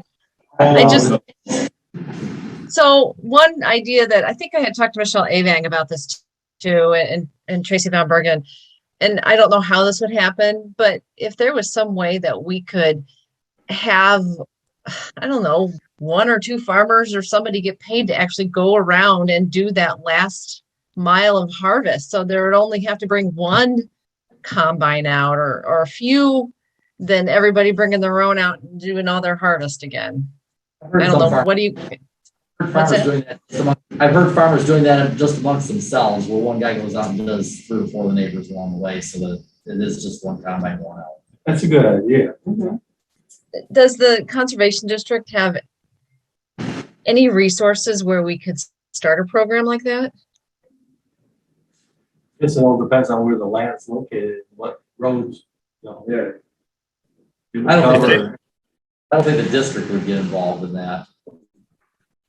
Hey, I'm going to break in here and say, you might want to ask Brad. I think we have been working not with corn, but with prairie grasses, and I think we're considering corn. Is that right, Brad? Yeah, we had a couple meetings with McDOT, and we are leaving our prairie, of course.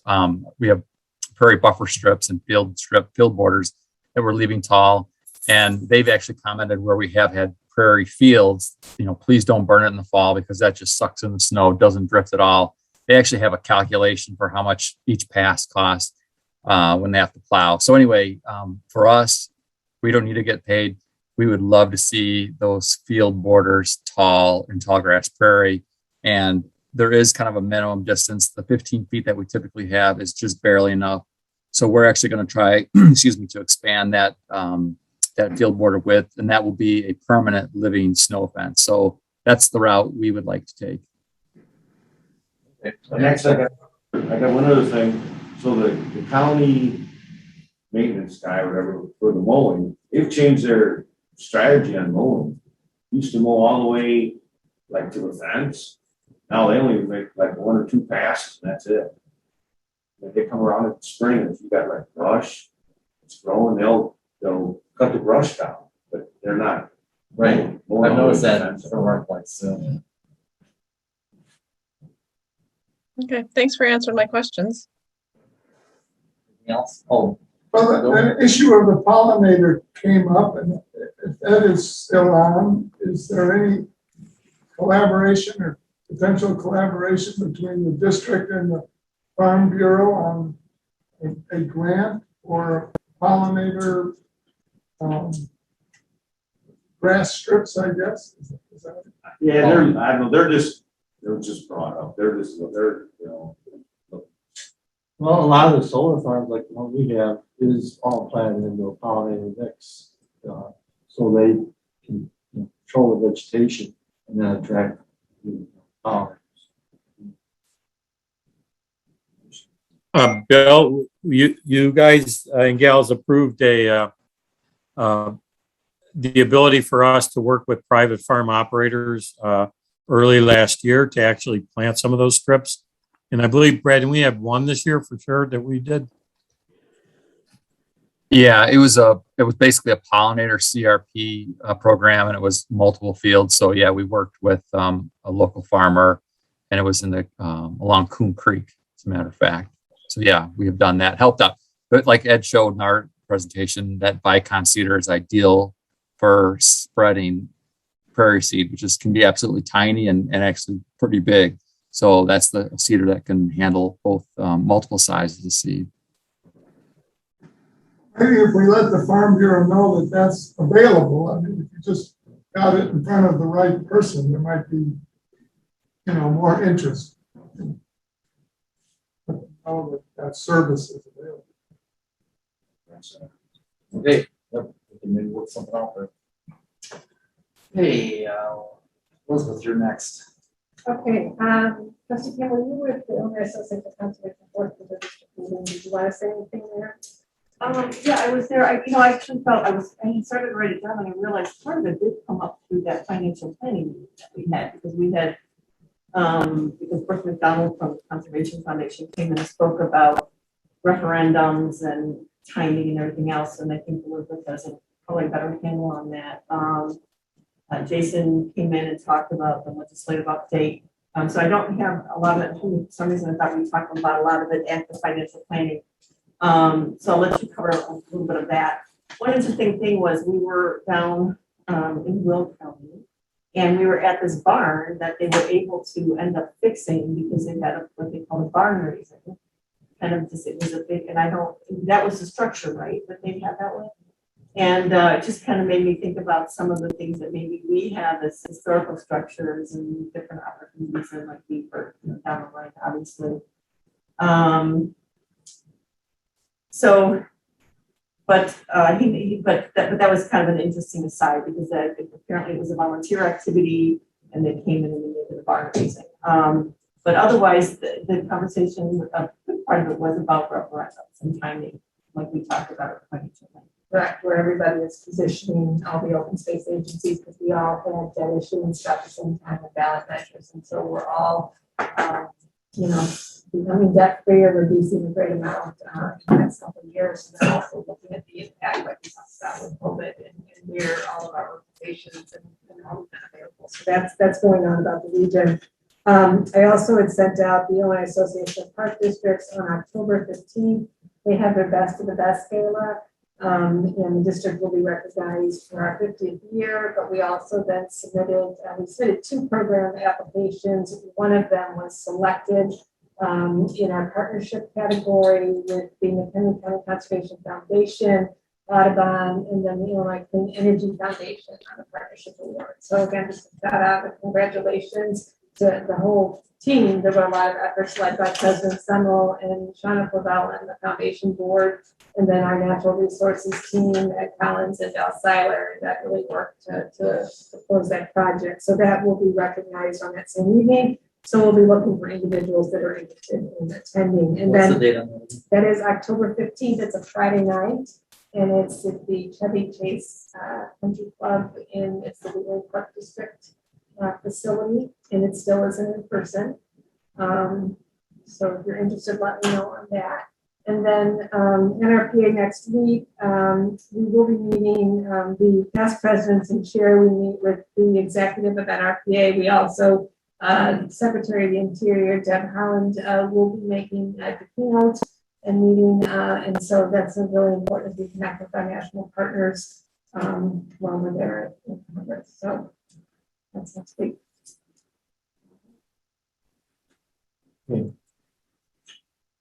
Linda, anything new with the foundation? I didn't attend I had a horse emergency, but all of you guys, a lot of you guys attended. So you're going to have to pick up for me where I left off. You don't have to report. Anything you want to know from us? Yeah, what's going on? Lynn has something she wants to add to this. But the reason I wanted to, it came up in the conversation about the project list. The one thing I found was interesting was when Director Altrop had said, it's just a lot of information. And so part of the thing that we had discussed early on when we first put that list together was, we don't want to put down so much or take away from something that could have potential for a sponsor that we may not recognize as a donor type fund, whatever. Maybe Shauna and that group was better suited for it, but maybe on the other hand, so apparently the directors are probably in the same position that we are, in that you look at all these projects and it's like, okay, well, which ones do you pick? So I think Shauna was going to work more on trying to organize it in a way that I don't think we need to be doing anything different at this point, but I would just put a shout out to them that if there is something that we need to be doing differently on our end, then to let us know. I think they had a lot of the same concerns we had as far as, okay, we get part of the money for this one project and part for another. Now you got 2 projects and neither one of them are fully funded. And so I think that's something we were concerned with before, and I think they have some of the same concerns. Is how do you narrow it down? On the other hand, if you leave it too wide, how do you target something? Well, Get something done. Yeah, and I think from what I was hearing from, yes, and I think that's true. That is one of the things we talked about. But the other thing was more of how do you even identify which ones are appropriate? There's so many to choose. Well, I think also they're worried that we may be wanting to go one way and now we've left this on the list and now something else is not as important to us gets done. So yeah, as we go forward, as this board goes forward, maybe we narrow it down a little bit. So can I interject here? Go ahead. To my recollection, the foundation wanted options for projects because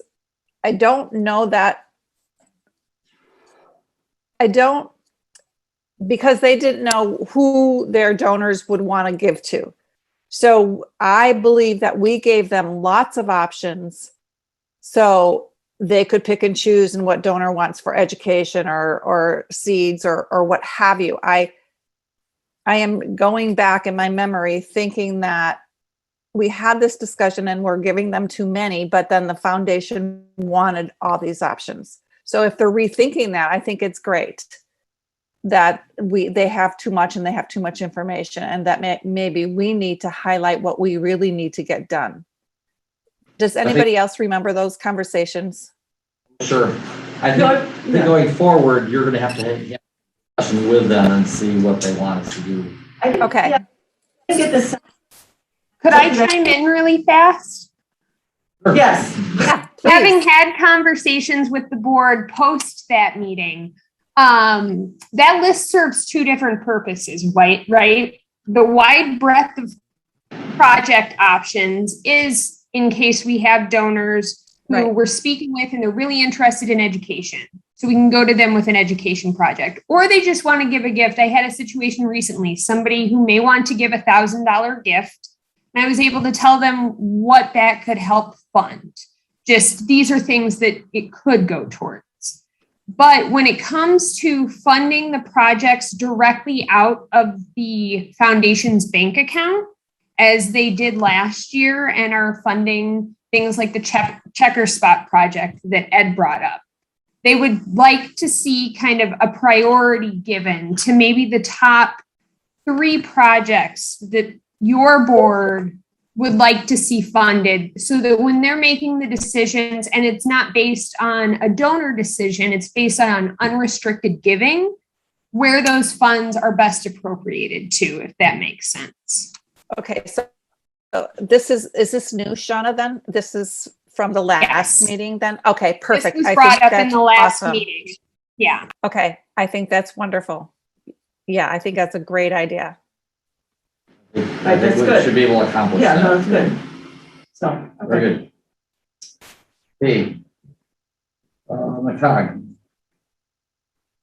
All right, so McCog is holding a, and this is when they have these things, honestly, it's not just the liaison that can go, anybody can go.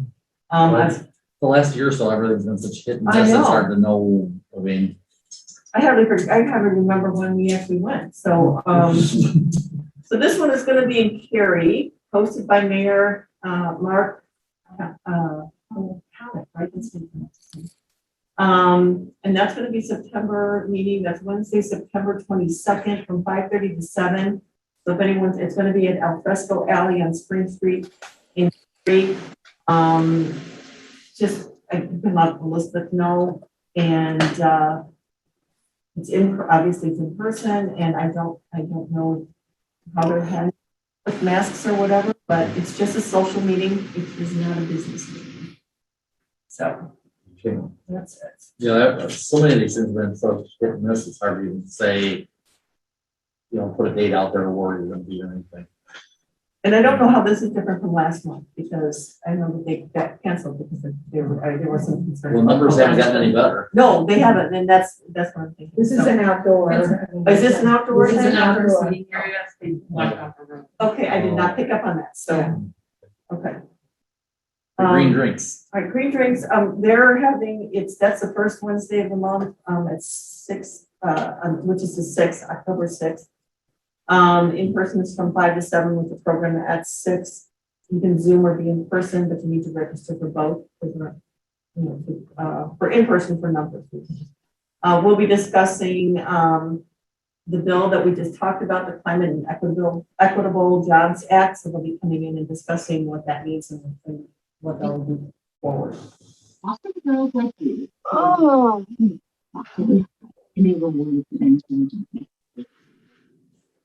Okay, see, John Kramer with bicycles and pedestrian plan. He's got nothing to do. Is it okay? He signed off. He signed off. Okay, that's fine. Visit McHenry County. So we had a board meeting, 2 things. We are redoing the branding for Visit McHenry County. So there's a couple examples and it's been vetted. And so we'll see where that's coming, but you'll see a new look for that. And then the other piece is we had hired a firm to do a lot of geospatial data of tourism activity. And so I'm going to be meeting with the executive director to segment and get our data because we've got activity as far as who's been visiting our sites and how that's tracking. And obviously outdoor recreation back to COVID and what the impact has been with the part of the tourism economy. So we'll be getting that data and I'll share that with you next week. All right, are there any other outreach contacts that anybody's had? All right, then I'm going to ask for public comments too. Do we have any public left out there? No, there isn't any. Dwindling, right? Okay. All right, executive session. I need we're going to go into executive session. We will come out of executive session with a couple action items for anybody that's interested. But anyway, I move. Okay. I move to go into executive session pursuant to 2C5 purchase or lease, 2C11 pending and or probable litigation, 2C21 review of closed session minutes of the Open Meetings Act 5 ILCS 120. Okay, thank you. Is there a second? I'll second. Bill has a second. With that, a roll call. Trustee Fritz? Yes. Trustee Thomas? Yes. Yes. Trustee Cook? Yes. Trustee Dom? Yes. Trustee Henning? Yes, we will in the executive session just as soon as all of us can work. Go ahead. As soon as all of us are back online, we move place. We'll start. Thank you to anybody that's leaving and not coming back.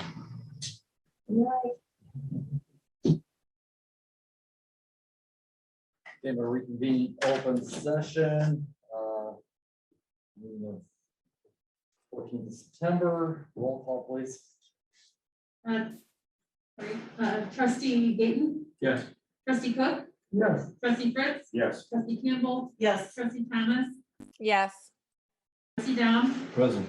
Trustee Henning? Present. 7 trustees are all present. Brings us to 18-1 for consideration of a resolution. Would somebody like to make that motion? Sure. I'd like to make a motion to consider the adopt resolution number 21-82.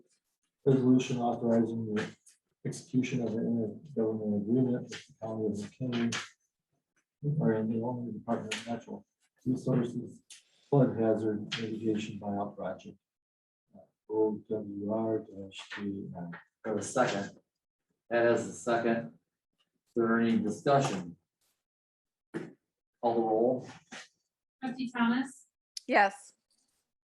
Yes. Trustee Fritz? Yes. Trustee Dom? Yes. Trustee Gayton? Yes. Trustee Cook? Yes. Trustee Henning? Yes, motion carries unanimously. It brings us to 18-2. Who would like to sponsor that one? I'll move that we pass ordinance number 21-1008, authorizing the execution of a gift agreement concerning the donation of parcels plus or minus 0.48 acres known as the Frank Trust and Frank Estate parcels to the district. Got a second. That has a second. All right. Any discussion? Call the roll. Trustee Gayton, Yes. trustee Fritz, Yes. trustee Campbell, Yes. trustee Cook, Yes. trustee Thomas, Yes. Yes. trustee Henning. Yes, motion carries unanimously. Do I have a motion to adjourn? So moved. Chris makes a motion to adjourn. Do I have a second? Ray has a second. Call the roll. Trustee Campbell. Yes. Trustee Cook, Yes. trustee Gayton, Yes. trustee Thomas, Yes.